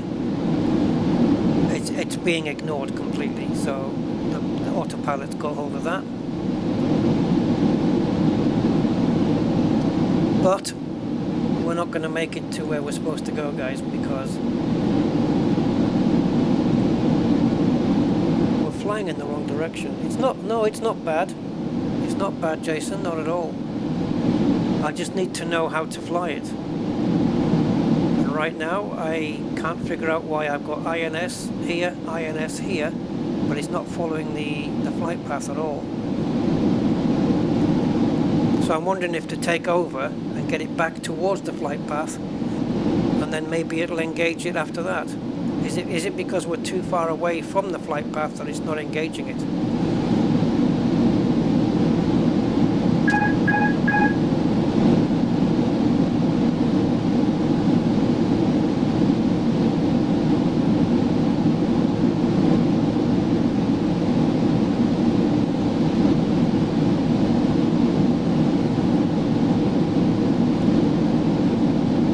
Altitude's probably going to either increase or drop or whatever, but so be it.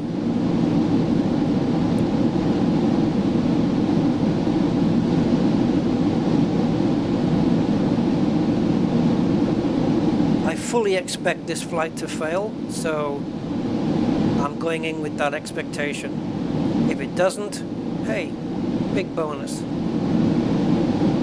But I fully expect it to fail, because why wouldn't it?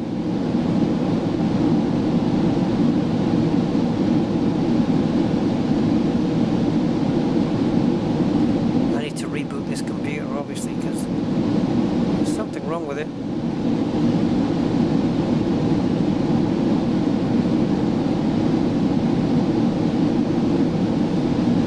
It's going to take a little while to re-intercept the flight path. I can use heading mode, but I don't know what the heading is. Well, actually, yeah, I do. It does say it. I could try heading mode, but let me get back to the flight path first.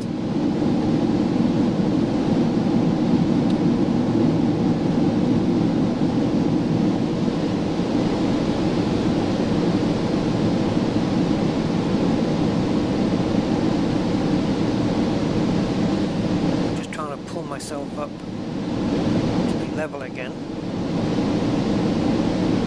Don't forget, it's my first outing here, so I expect things to not go right.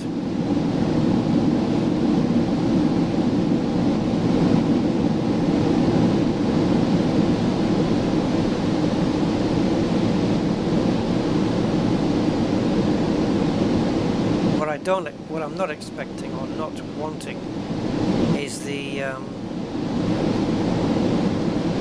frame rates to be this bad.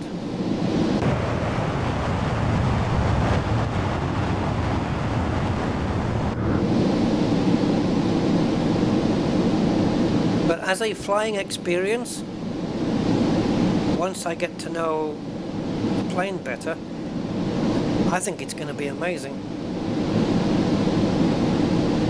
It's just let down by poor modeling, particularly on the interior. As we've already covered, the interior modeling is really bad.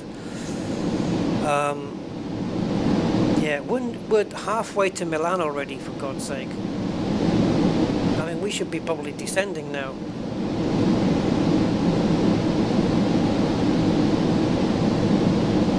I may have to manually fly this damn thing. Can you imagine that? Just manually flying Concorde all the way and landing at Milan airport. Just imagine me doing that.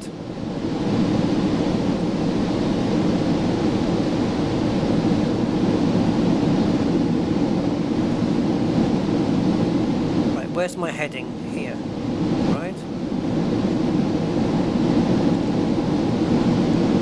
Oh, it doesn't matter which way I go here. We have to be zoomed in like crazy here.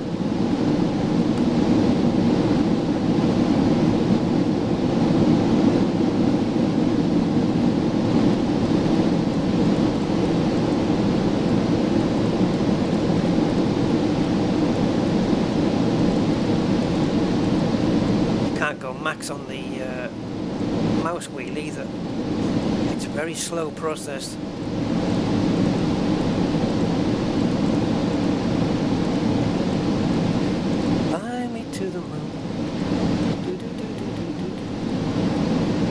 Problem is that the flight path in little nav map, which I'm looking at, is not the same as the game. Hey, who subbed? How do you switch that off though? I mean, it wasn't on that heading. The autopilot wasn't on that heading. This is the heading. This is the selected course, I guess. I don't know.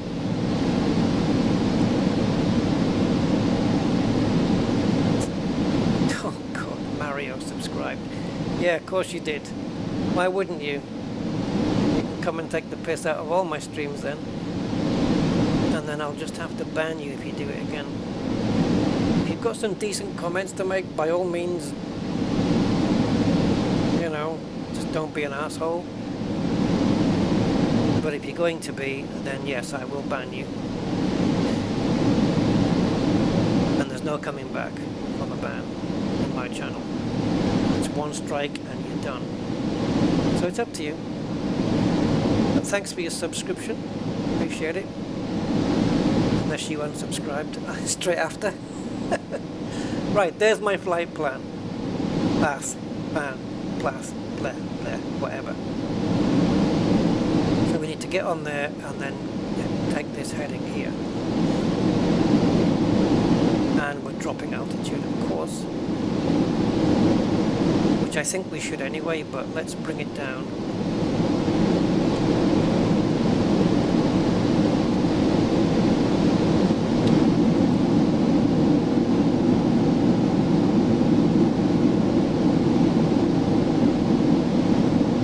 Still dropping.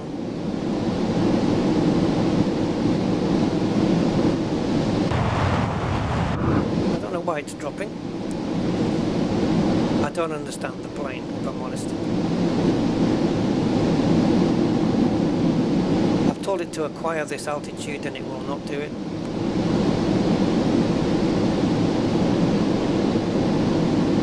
Okay, is it making amends here? Nope. Screw the autopilot, guys, I'm done with it. And I can't fly this plane manual for the first time. Not all the way to Milan, I don't think so. Especially when you've got frame rates in single digits.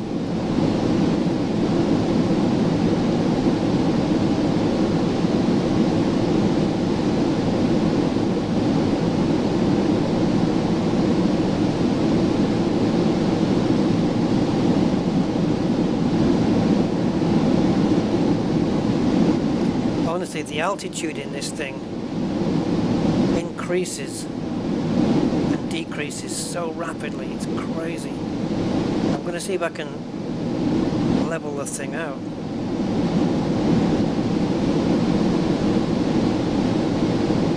See if I can put some pitch trim into this.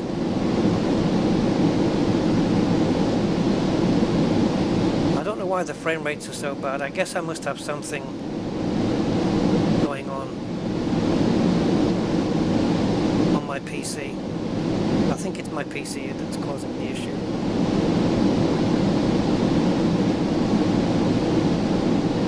Okay, this is all going to have to be guesswork, guys, because yeah.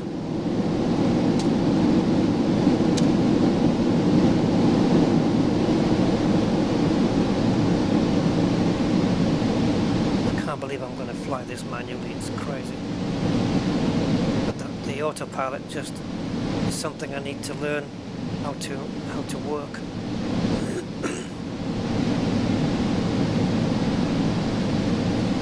And the frame rates are seriously bad.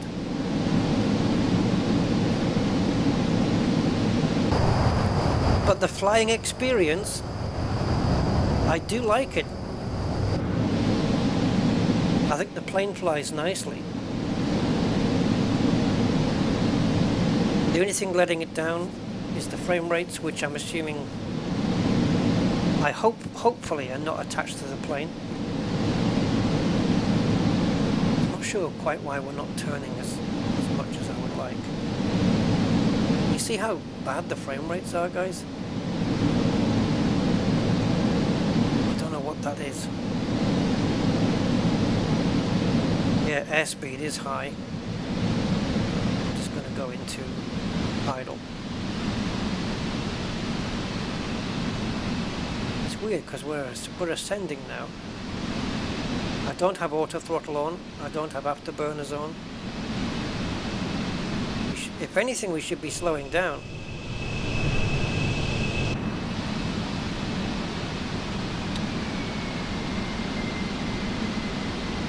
Just turn the engines off now. But I do need to descend. And this is the thing, like descending without doing 16,000 miles an hour. I probably should have descended a while ago.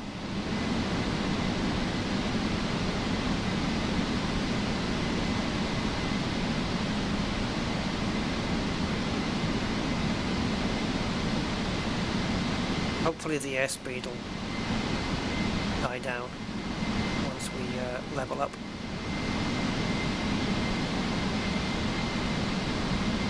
There's no way I land at Milan Airport in one piece. We're on little nav maps flight path, we're bang on. But we need to descend. We're at 27,000 feet and we need to come down. This was not a 2-hour flight. I didn't think it would be. Paris to Milan, like just half an hour basically.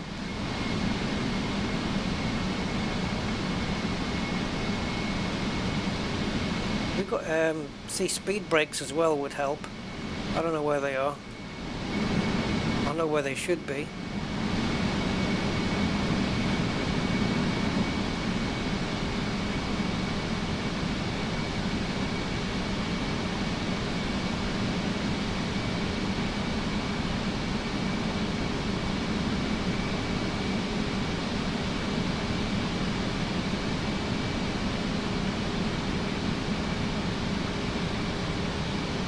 Try and just pull it up a little bit now.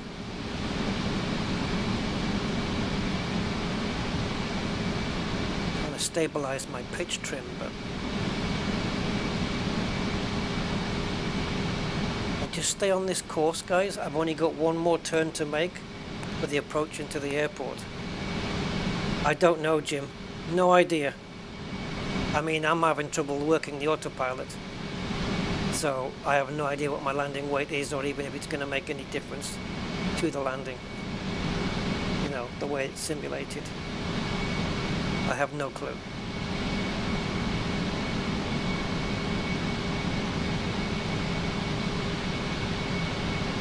That's something that's way above my pay grade.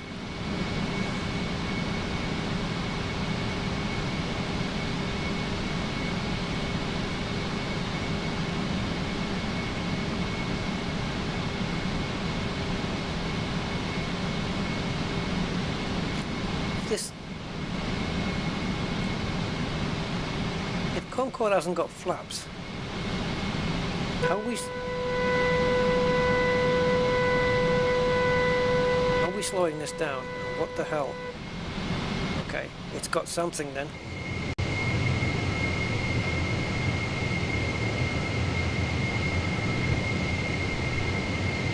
As when I press the flaps button there, yeah, you see, when I press the flaps button, where's my plane? There it is. Yeah, when I pressed the flaps button there, it made that noise. Altitude 13. I should be looking at the MCDU to see where our altitude should be here, but I don't know where I am. It's not like the Airbus where it highlights where you are in white, from where I can see, unless we're...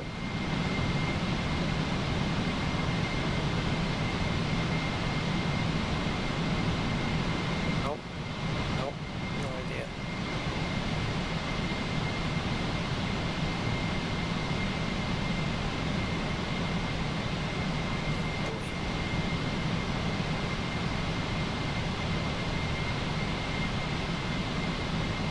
Jakey, justflight.com you can download. Make sure you pick the correct version, MSFS version. You could crash into a mountain here, guys, but we will have to see. We're so close to the airport now, there's no way I land this now. We need to come down super quick.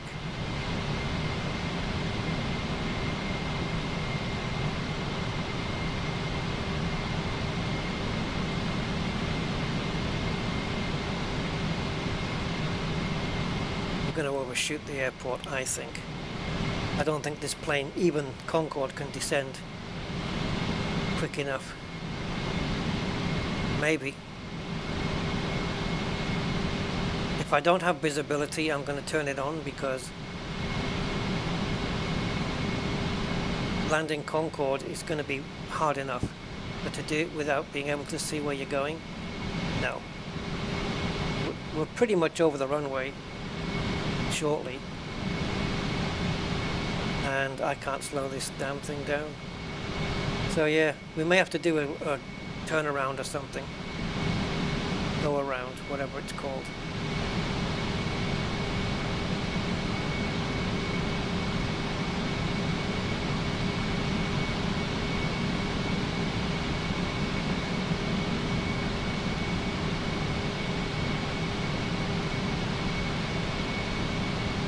Yeah, we're pretty much on top of the airport. And I'm going to pause. This is not going to work for me. That's better. Not that it's going to make us land, of course, because we're going too fast, we're too high. But at least I can show you what the airport looks like, which is right there, see?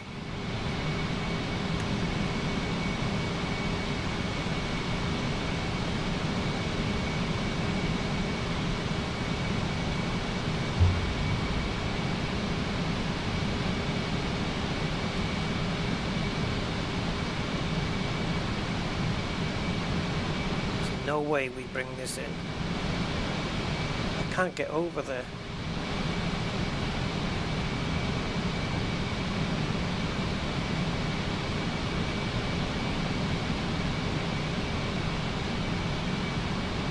I should have gone onto the left runway, I think.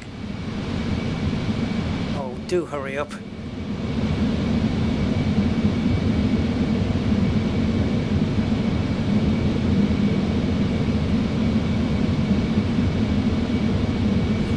So this is what it would have looked like. So we got fairly close, considering that I had to manually fly the damn thing.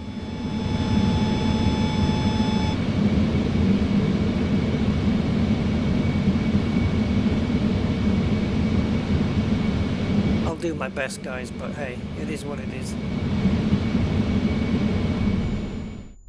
Yay! Oh, of course, because I've got the crash crap on, haven't I? I forgot about that. I should have took that off. I don't normally have damage enabled, so at least we could have bounced on the runway. But I think, considering it was manual, and for the most part I couldn't see down where I was going, that was pretty good, I reckon, in terms of actually getting us to Milan Airport manually. I just needed to descend sooner because we were at 50,000 feet and everything. But yeah, that wasn't actually too bad, to be honest. All things considered, I wasn't far from getting a landing. I just needed to be closer to the ground and then, what do you call it? Staving off, for want of a better phrase, staving off speed. Okay.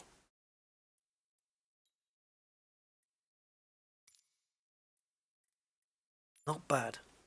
For a first go, I'll take that. I'll take that every day.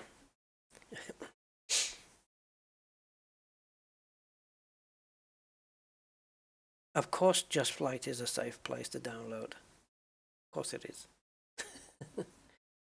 That's where I got this one from. The only weird thing about the Just Flight website, if you sign up, and many other websites, to be honest, is when you get this, and I don't personally agree with this, but when you get websites that offer only digital downloads, okay, I don't know if Just Flight do offer anything that they can mail you, you know, I don't know, but is when you sign up, all they need from you really is your name and your email address. That should be it. But it asked me for my address, my full address, street number and street name and all that stuff. And I don't understand why they even need that. It's not even relevant. You're never going to mail anything out to me, not even an invoice. And I am against data harvesting in that way. Sites just asking for your address and date of birth. It's not even frigging relevant. It doesn't matter what my address is when you are only dealing in digital downloads. Just they just need to send you an email. The email address is all they need. That's it, period. So what I want to look at on this is things like speed brakes. Like on the Airbus, you have this lever you can pull back that will slow the plane down in flight. Now that would have been handy on the flight we just did, in that we can slow the plane down in the air. This probably doesn't have it because of its speed. The speed that it would be doing, I don't know. But it would slow the plane down in the air and then give you more time to descend.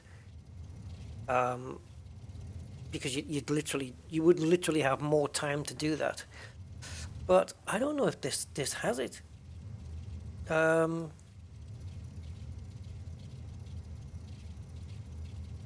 Director 1 and 2 there. Yeah, so I've got to work out the autopilot. So I think I'll just wait for somebody to do a video on that. But it doesn't look too different from like a Boeing. It doesn't look too different from that. So it's very similar to the Boeings. Back course mode, localizer mode, INS, which is what I was assuming it would that it would hold on to the flight path, but it did not. Now, another thing that interests me as well is this thing. Programming this thing. This will all come in time though, guys. This is my first go. So over time, I will certainly learn this stuff. Oh, there's the wipers. It's not going to work at the moment because need batteries and stuff. Now, if I'm not mistaken, I think that was all over here. What's it now? Come on, see if I can remember.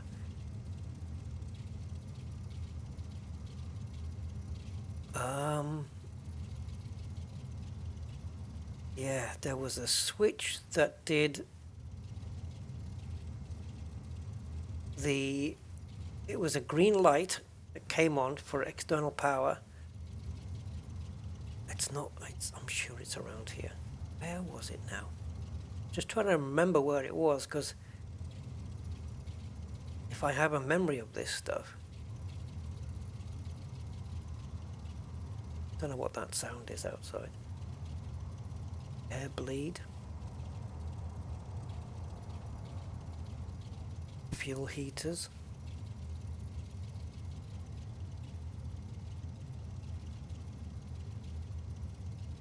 Okay, let's have a let's have a look at the checklist and just remind ourselves where the hell that was, so we can just get the engines. It was definitely here. Definitely on this panel, 100%.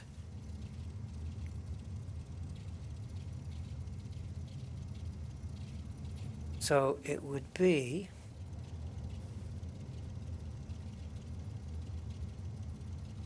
none of that. Yes, the ESP, this stuff.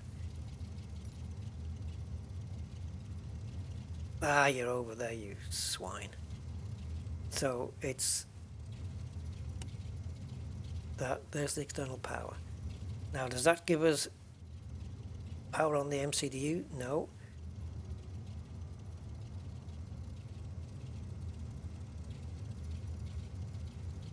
Nope, still blanked. Okay. So it's going to be these ESP switches then, which are there. Now, where was the other one? I've lost it already. Yeah, okay. This looks like it's all the power related stuff. These are the batteries, so this is what's going to turn on the...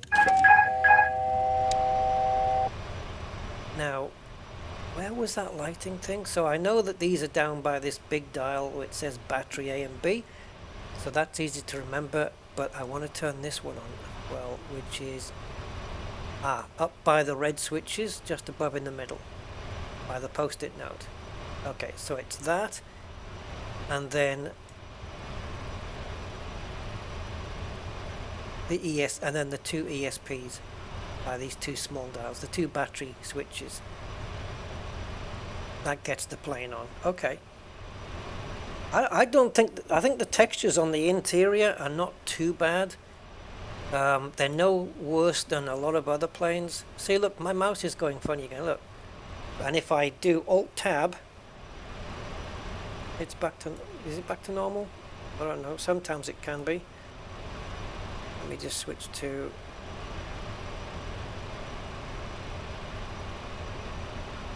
Looks like it's going funny again. There we go. It's back to normal.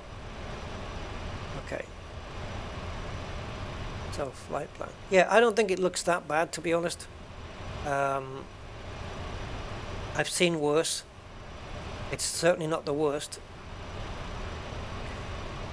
But maybe they'll improve it over time. Who knows? So how do we start with a flight plan here? I can't work with this frigging thing if it's going to keep being jittery like this, and I have to keep frigging...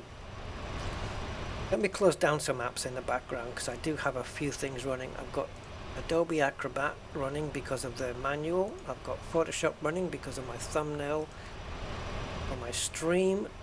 I've got Discord running, but that's never been a problem, but we can minimize that. Little nav map is running. We can get rid of that.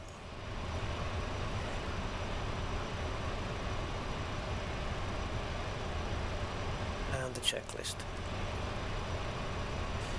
Raymond Reddington has the checklist. Right, so menu, flight plan.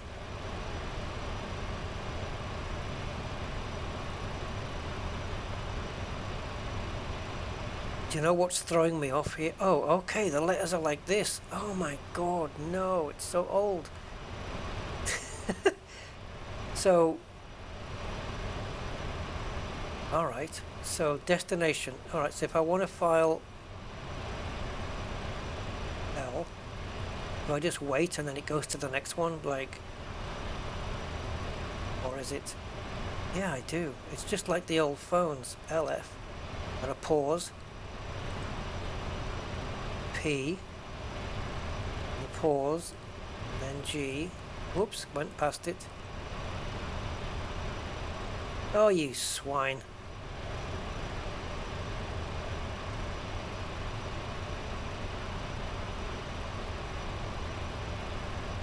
Okay. And now that goes into destination. No? Why?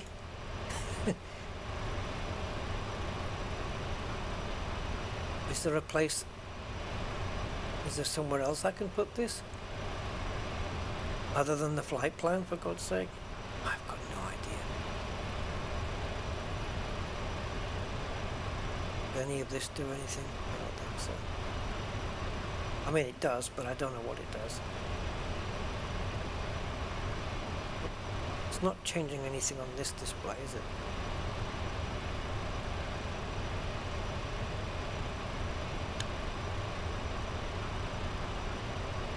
Yeah, I can't press. Normally this is done on a different screen, but hey, it's Concorde, so I don't know. Oh, hello.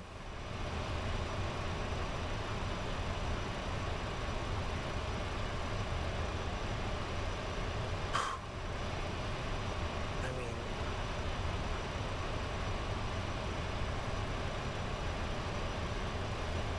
I don't know. Yeah, we landed. We landed, Seb. It was just a hard one. Sonic Boom, I didn't hear it, but I wasn't looking out for it, if I'm honest. Hey, Gray and Mark Thomas.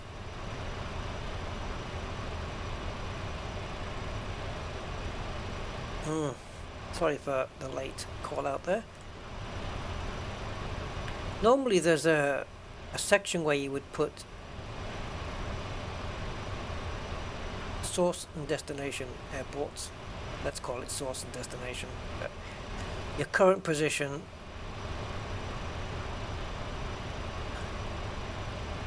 but I don't know where to do it here.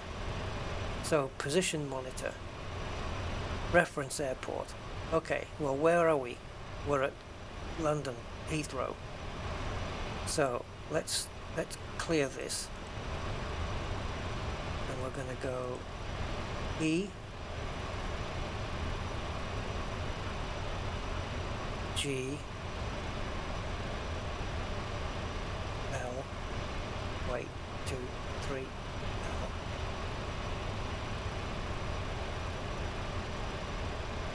Okay, that's where we are. Now, is it L2 to put that in? Yes.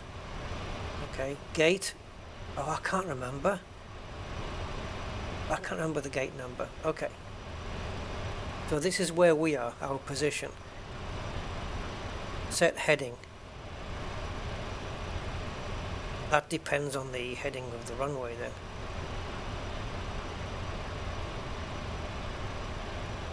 Just gonna take a stab at that one. Okay, next.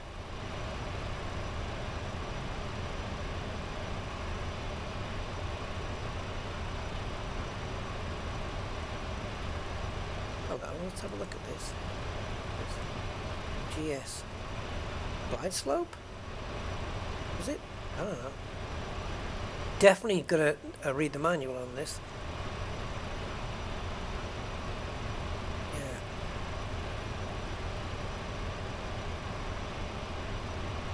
Okay. These look like all the...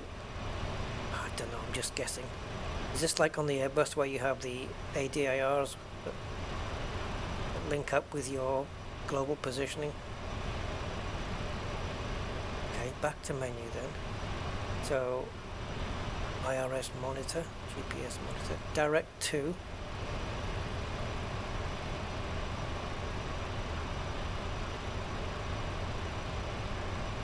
This isn't the right screen.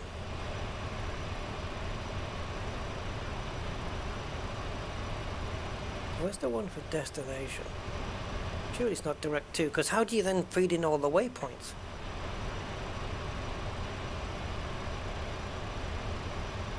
It's not letting me in there. IRS monitor, GPS monitor, not letting me in there. Air conditioning status, not letting me in there. Closest airports. Nothing going. So direct to.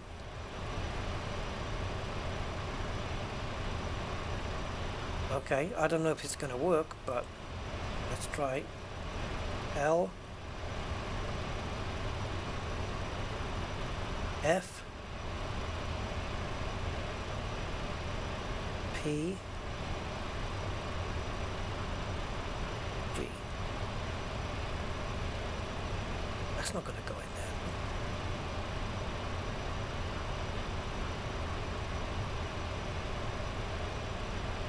It as a waypoint? Really?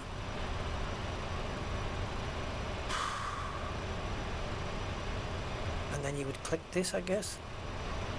Okay, so we have a dial that moved there, but it's not just, this is a direct flight plan now. That's no good.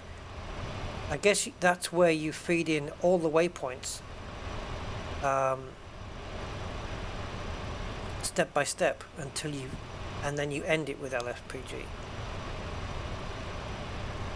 That's why I loaded in the flight plan last time, because I knew it was going to be easier to do that. Like if you look at this now, it's from user, which it shouldn't say that, it should say from EGLL. And then you have a deceleration point there to go into LFPG. Yeah, not right. But I think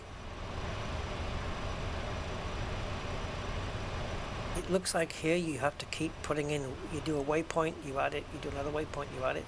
That's what I can gather from this, but I might not be right there. Performance. Alright, this is fine. I'm guessing these should be automatically calculated. I'm going by the Airbus, because they were filled in last time. After filing the flight plan, it filled these in based on the weights and balances, which is not that box, but this one. So you would put in your cabin and crew and all that, your cabin and your crew and your engineers and pilots and whatnot. Center of gravity is good.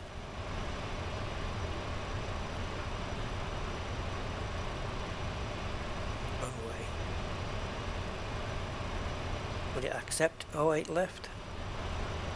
I don't know if there is an 08 left here, but I need to try. Yeah.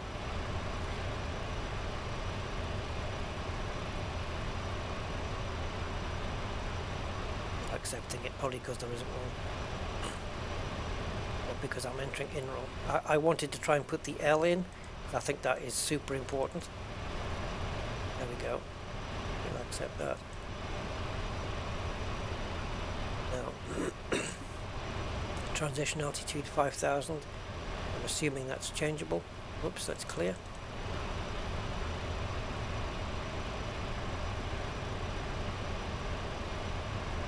It doesn't look, well, it does look, but it isn't. I don't think it's too complex, guys, this, at all. I think once we've got it figured out, like what I mean is it's not a complex thing to figure out this. This is not as complex as the Airbus.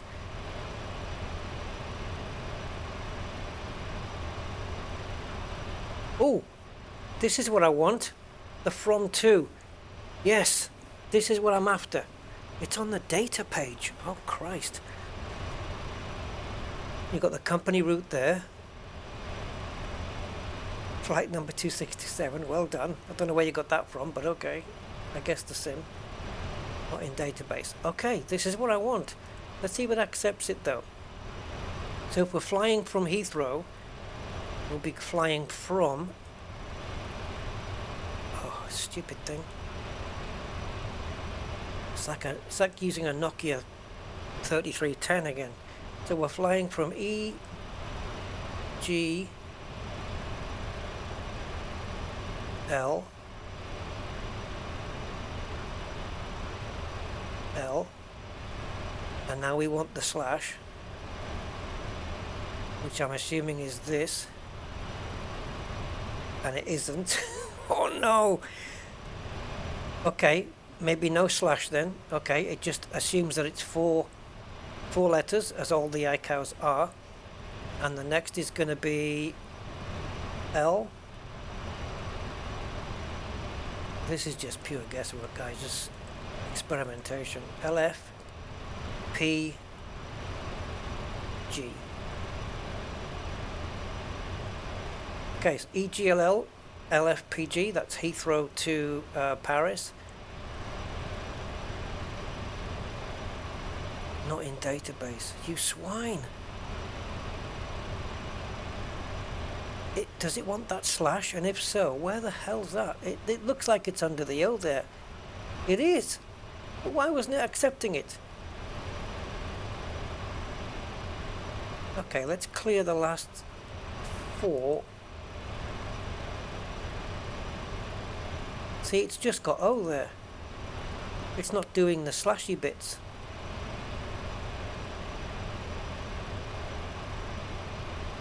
So how on earth am I supposed to... Oh, you hold it. I'll be damned, you click and hold it down. Alright, L. Jesus Christ. But I'm learning. P. I went straight past the G. There, okay. Will you accept that? Hallelujah. Okay, wind.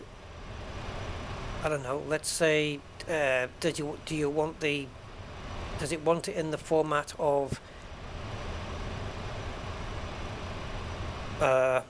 direction and knots? So let's do flight level. Yeah, I think we have to do FL as well. So flight. I'm not going to be flying, guys, in this one, by the way. So just so you know, flight level, let's go 50,000 feet then, so it'll be 0, 5, 0, and it should calculate the temperature on its own, so go. No, 5 degrees, that's not right. No, it's not right. It should be flight level 500. Sorry guys, I made a bit of an ass there.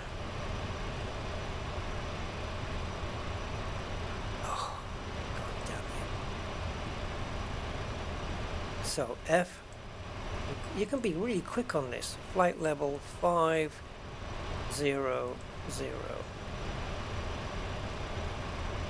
Thank you. That's more like it. I'll put the link up, Josh.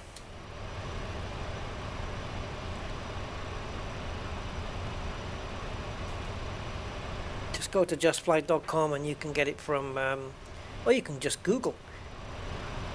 DC designed Concorde, buy, and it will tell you there.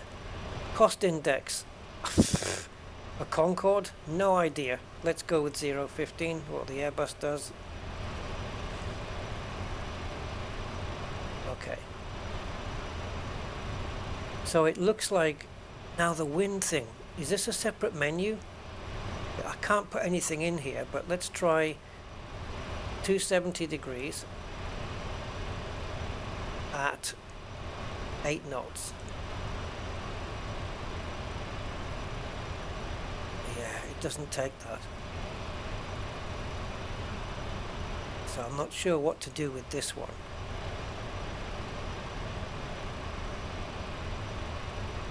got wind there, look. That's the switch rotating to wind, but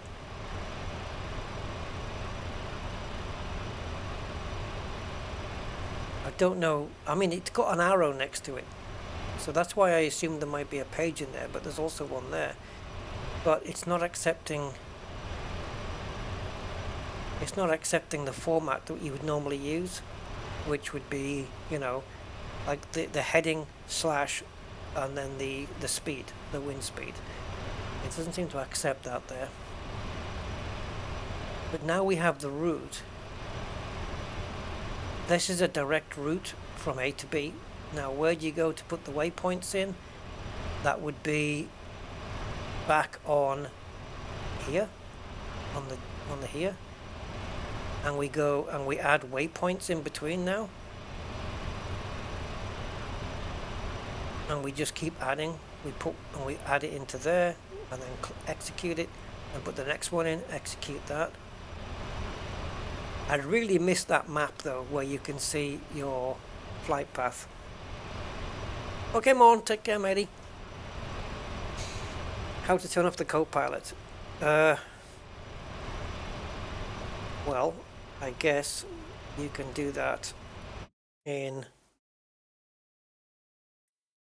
here, maybe.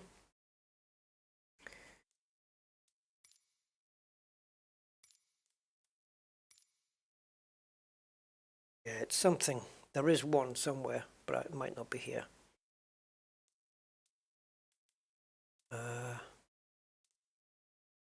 God knows where they've put it. General options.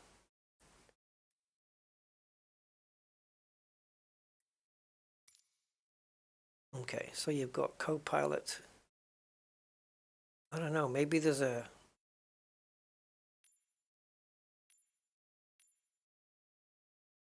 Let's have her. I don't know. Turn it off.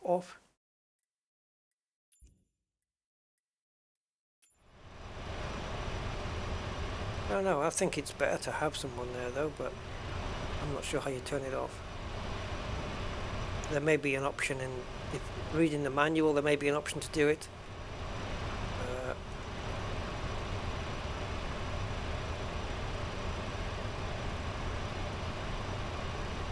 See, AI piloting, look, I could have just got that and I could have had the AI take over the plane. Flying it instead of autopilot, you know. No, I don't know how to take it off. Wouldn't bother me though, really. I guess I could go into SimBrief and just file a quick flight and then see if I can put the waypoints in. Because right now the flight plan is just A to B, basically, from EGLL, and that's it. It's just straight through. I don't know why it's down here as well, but yeah, and then anything else you add in between is just the waypoints. Here should be all the radios and display progress page. Ooh, now then, what is this? Is this weather? No, what format is this then? That looks like heading, and then maybe, I don't know, there's 4 digits there, point something. I'm not sure what that could be. Predictive GPS, deselected satellites. I don't know what all this is.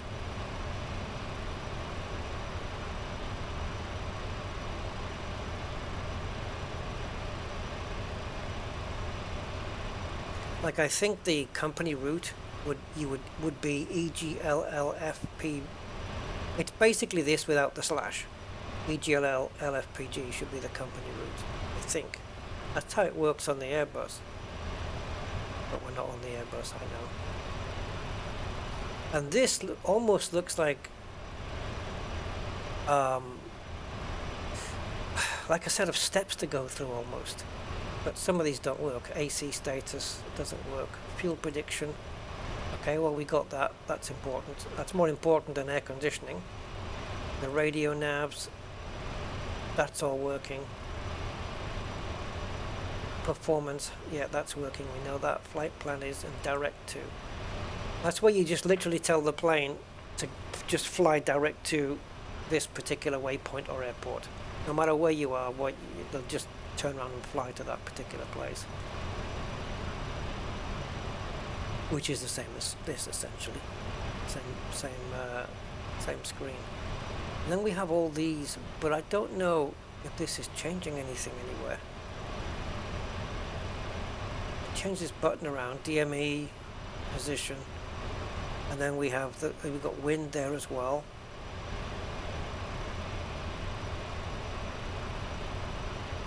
Yeah, but I don't know what it's doing. Maybe it's meant to be showing up anything different on here.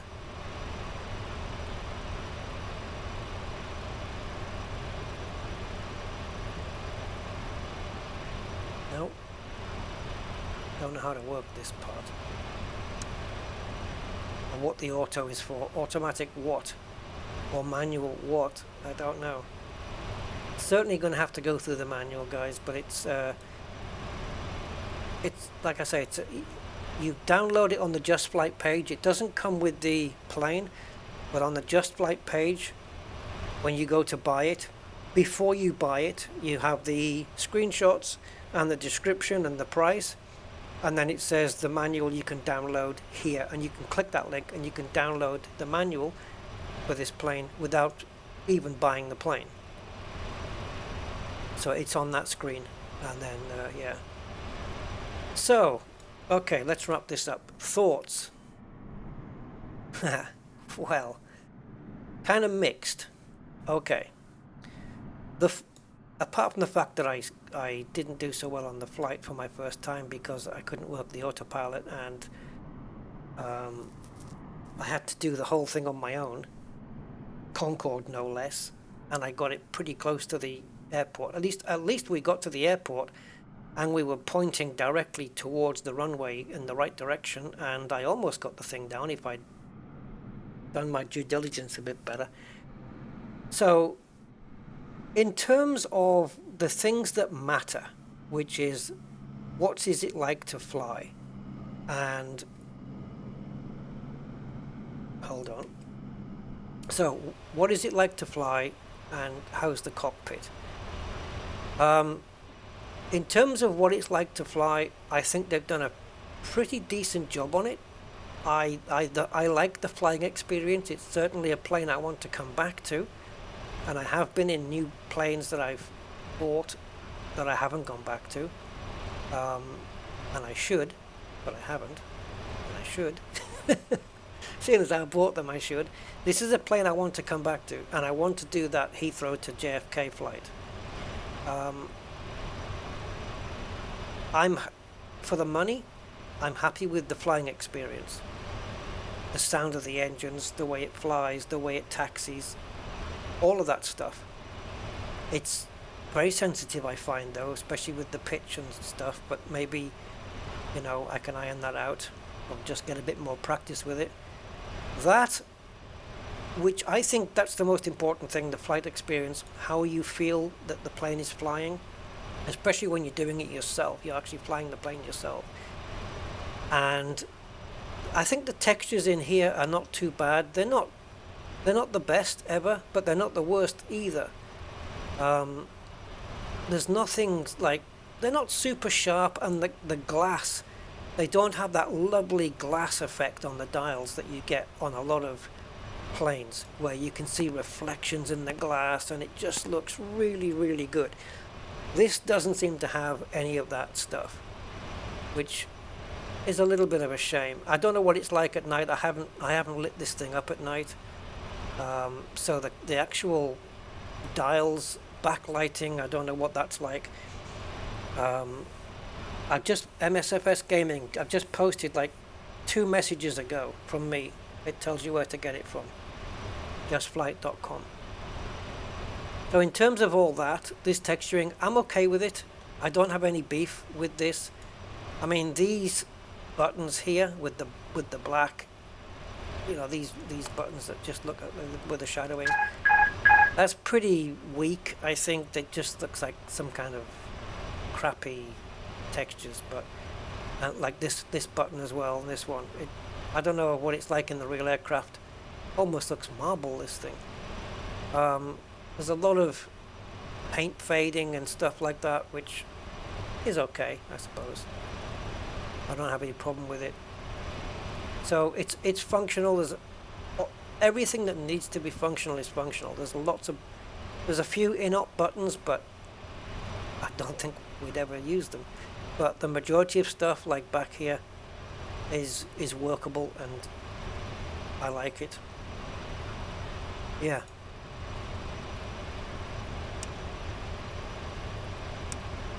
Yeah, you see, it's discharge valve selector like this. Will we ever use that really or anything? And then it gets worse as we go further back. So this is all rubbish. None of these circuit breakers are functional, like you would find on the Airbus by fly-by-wire, or you would find on the Douglas DC-6 maybe. And then as we go past, this looks like a load of speakers, doesn't it? Anyway, so as we go through here into what is essentially business class, I would expect. Again, the textures are okay. They're as good as you would see really anywhere. You don't need high quality marble textures here, or marble looking textures. This could do with being a little bit better. It could do with being a little bit higher res, to be honest. But when you're flying, you have to remember that the whole essence of flight sim is to fly the damn plane. It's not to come and make somebody a coffee or pour somebody a champagne or look how good the quality of the lettering is and stuff like that. That's not the point. So these don't essentially need to be. Is this door even open from here? No. Does it even open from the outside? I don't know. We'll have a look in a second, I think, if I've got a jetway nearby. So coming through into business class, then we have what I would have expected this plane to look like inside.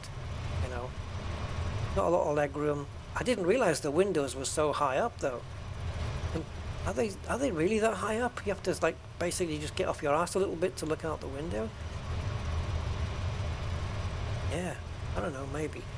Again, modeling here is very simplistic, as you can see. They could do with adding a few more polygons there, a little bit more mesh complexity on that. The seats look okay. They're not high res in any shape, way or form, but they look fine. The texturing on the seats, the leather, that looks fine to me. I'm okay with that. This level is okay. This is just plain white nothingness, but I guess maybe that's not too far from the actual truth. But the big letdown for me, the biggest one, which we'll just get, we've seen it before, but let's pop in again, go into free camera drone. So the big letdown is the seats that come after business class, which are, I don't know, I don't know, is there I don't think there is an economy class on Concorde. I wouldn't expect there to be. I would imagine it would be business class and first class, and that's it. But these seats are beyond economy. I mean, this is crap. This is pure crap, guys. I'm not going to even mince words here. This is crap, what we have here in the seating. Let me just see if I can slow the camera down enough. So this is your first class seats, I would call it. This is bullshit. Now, obviously, to get good quality seating like we saw in business class, repeated for all of these seats, it's going to take up extra polygons and extra graphic performance for probably no reason. So maybe this is a performance thing, and maybe they did try more complex seating and realized it was too much of a frame rate hit. I don't know. Maybe it is. Maybe it is that. Or there's nothing stopping them producing two versions, one with high detailed interior and one with just like this. You know, so if you have your 3080 Ti's or your 3090s, then you can load in this. But once you get into here, it's a marked difference. And I can't see that there's too many more polygons here on these seats. I mean, there is a lot more, but not enough, I don't think, to kill frame rates too badly. I don't know. It might be a performance issue, but even if it is, there's no debating the fact that this looks really bad. Even the windows are just not modeled to the same below average standard as the business class. So this is disappointing, but you're not supposed to be spending your time here anyway. Seats are floating at the back here. So yeah, you don't spend your time there, but you know. The important thing is how she flies and what the experience is like. And on that front, I have to say, it's adequate. It's decent. I liked it. I did. And when we were up there at 50,000 feet and, you know, doing Mach 1.5 or whatever it was we were doing, that was very cool. So overall, out of 10, I'd give it a 6, maybe a 7. But they need to do updates on this plane. It's the first release. Maybe they're going to do some better updates. Some higher quality liveries will come out, third party. So I don't care about this livery being not great quality. We will be getting 8K liveries for Concorde. It brings Air France, it brings Singapore, and it brings 2 British Airways liveries, and I can show you those now. So let's go into the main menu. But yeah, 6 out of 10, 7 out of 10. If I know what I know now, would I still have bought the plane at £28? Yes, I would. I would still have bought it. I would, because the flying experience just about makes up for the lack of interior modeling and textures. The textures on the livery, again, as I said, it's not even an important thing because we're going to get third-party ones anyway. But textures inside in this back bit are just beyond rubbish. In the business class and everything like that, it's tolerable, it's fine. And in the cockpit, again, it's as good as it needs to be. It's the letdown is the glass dials not being very glassy, not being very reflective like you would see in some planes, but yeah. So let's go and change liveries. So we have, this is Air France, so we've got the first British Airways livery. And as you can see, I didn't know the wings had those bumps on them, but it's simple, and somebody out there is going to redo these liveries in 8K. So I don't even care about that. The plane looks great, and it's not a complex model as a plane itself in real life. It's not a complex thing. The wings look like they could have been smoothed out around here. A few more polygons added. I mean, I don't know whether they've lifted it straight out of P3D or FSX and just, made it MSFS compatible, but I don't know. But it could do, they could do better. Now this is the other British Airways livery, which is the one I prefer. I like this one. I like it has this flag on the side.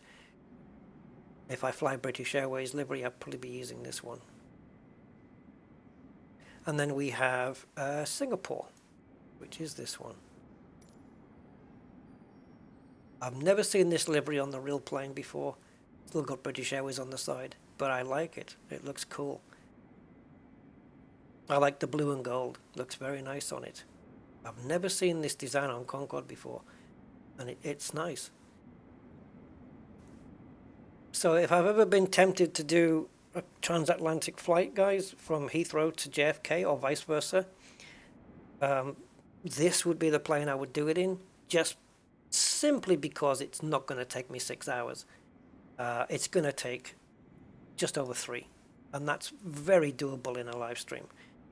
But that's not going to happen until I get the hang of autopilot, until I get the hang of, yeah, basically just that, the autopilot. The top of descent thing and learning when to descend and stuff, I can work that out quite quickly. But yeah, once I get the autopilot under my belt and maybe programming the MCDU, I will live stream that flight, definitely. And I'll just show it to you here. So if we go from Heathrow, which is here, to JFK, which is easy, K for America, and then JFK, and you'll see it says 7 hours 52, but don't worry, that's okay. So this is Heathrow to New York. This is based on 60% or 50% fuel. Once you fuel the thing up to around 90%, because you have anything more than 95 and you're overweight. So once you get it to, at least on default settings, once you get it to 90%, down to 90%, you can make JFK, and there's a little bit left over to, yeah. So you've got to you've got to be very economic and make sure that you don't burn too much fuel trying to get to New York, because you'll probably run out of fuel. So I need to learn all of that stuff.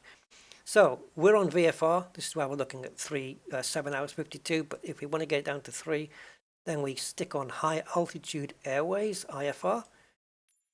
And you see now we have 3 separate routes we can fly.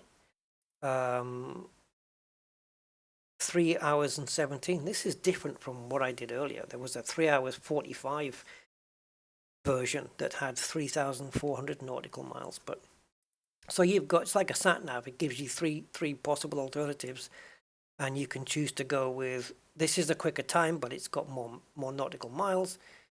This one has got less miles, but it's going to take more time. And then you can just pick the route you want. See, now it's changing. Look, now it says 326. Oh, weird. See how the times are changing?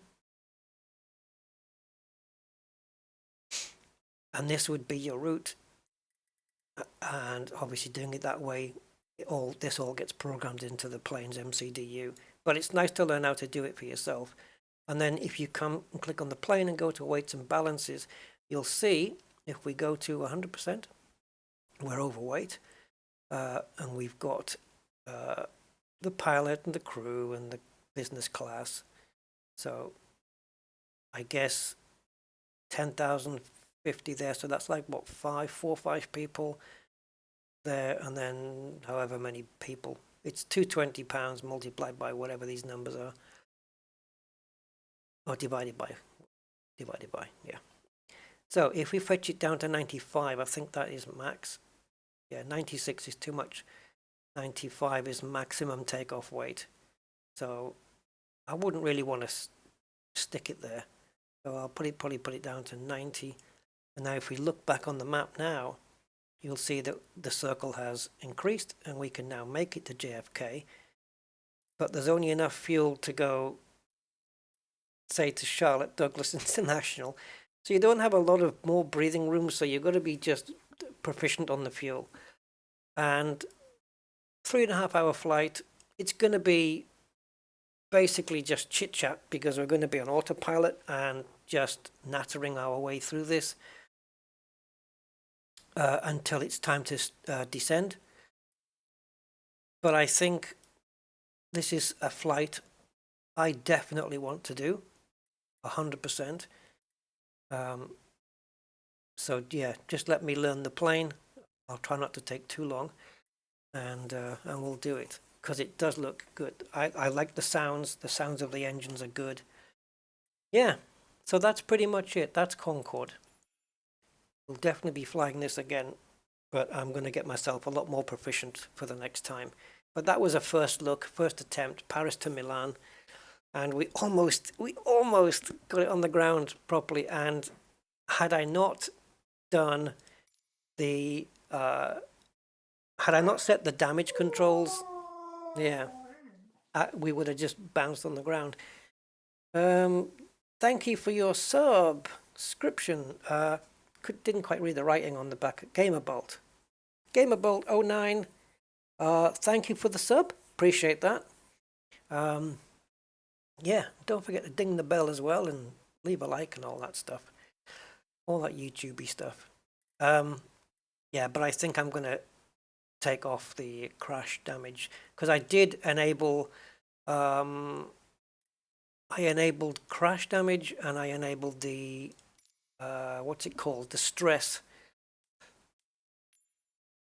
Yeah, I enabled all of this, engine stress, aircraft stress. Clearly none of that got triggered on Concorde. We did okay there, but had I not had that on, we would have hit the runway and we would have still been alive. I don't know if we would have stopped at the end. And I don't know how to. I've got my lever for retro thrust, but I don't know if it would have worked with Concorde. I don't know.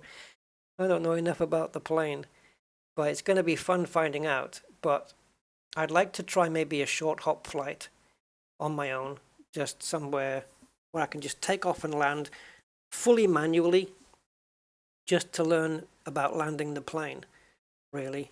Yeah, I think just to do that, just to learn how to take off, even at the same airport, just take off from Heathrow perhaps, and then just turn the plane around and then just try and land it manually, or even just start away from the runway and bring her in from maybe, I don't know, 10 miles away or something like that, 10 nautical miles out, and then just start to bring her in from there. Yeah, and the good thing is most, not all, but most of the checklist seems to be working in interactive, and some of it doesn't point quite to the right place, but at least they have a checklist, and at least they've made it interactive. Like I say, it's not 100% functional. Some of the entries not quite pointing to anywhere or pointing to the wrong buttons, and then you have ones where it asks you to check your fuel levels or your fuel flow or your engines, and it doesn't point you to where those dials are because there's maybe 4 of them and it doesn't want to choose one, which I think it should. But at least they have a checklist. Even though some of it's not in the right order. As we found out when we tried to get the last 2 engines on, and we couldn't because we had to put the APU back on. After it told us to turn it off, we couldn't start the other 2 engines without it. So yeah, that was bad. Hi GamerBolt, thanks for your sub, appreciate it. If they ever bring it back, I'll feel safer if you're on board. Yeah, but in the passenger seat, right? Not in the pilot's seat. Yeah. So, did I disable anything? Yeah, crash damage.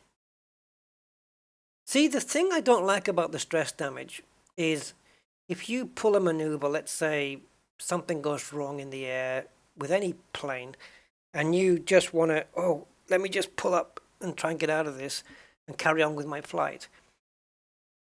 When the plane gets stressed, of course, that's it, your flight's over. You get a black screen, then you get a message to say you overstressed the aircraft and your flight's over.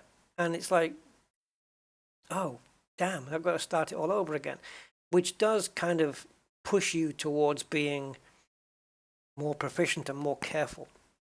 So maybe it is a good thing to keep those on, but it's so bloody annoying. It's the equivalent of, I don't know, being pushed off when you're in the middle of a lap and you're doing so well and on a car, in a car racing sim, and you make a mistake or something, and you can recover it back to track, but as it's an arcade game, it will stop the game and then teleport you back on the track instead of letting you do it manually. Dirt rally. Yes, I hate it. So that's why I like to have these disabled. But I'm going to keep them on for now because it keeps me in line and keeps me in check. Crash damage I'm going to leave off because all crash damage is do you want a black screen after you hit the ground or not? That's all that is. It's not like you get you get to see the plane break into pieces or anything. So that's Concorde. I'm done. This is the end of the stream, guys. Thanks for watching. Is it worth it? For me, personally, yeah, it is worth it for me. It's got its downsides, as I've shown you guys. Overall, the flight experience pulls it back and makes it worth it. That's my personal view. I don't regret buying it. And it's Concorde. So, yeah, it's Concorde. You have to have it in your fleet. I just want DC Designs to do some updates and make some improvements. That's it. Guys, thank you for staying with me. Thank you for watching. And have a good rest of your day. And I will see you with another stream. Oh, guys, what day is it? Wednesday. Shall we do some Elite Dangerous tonight? Would you guys be up for that? I know we're switching from one stream to another, and I've already spent 3 hours with this one. But what if, like, in an hour's time, we just did a midweek Elite Dangerous Odyssey exploration? You guys want that? What do you think? Can you auto-complete checklist? No. Like, auto-complete it? You mean have the plane or a virtual pilot do it for you? No, not that I can see. Not that I can see, no. Yeah. I don't know, maybe I'll do an Elite stream, guys. Just quickly grab a bite to eat and spend a couple of hours in Elite Dangerous. Midweek stream. Yeah. There we go. Guys, it's been a pleasure. I might see you back in an hour with another stream of Elite Dangerous. Until then, take care, chill out, and yeah, be happy and well. Bye for now.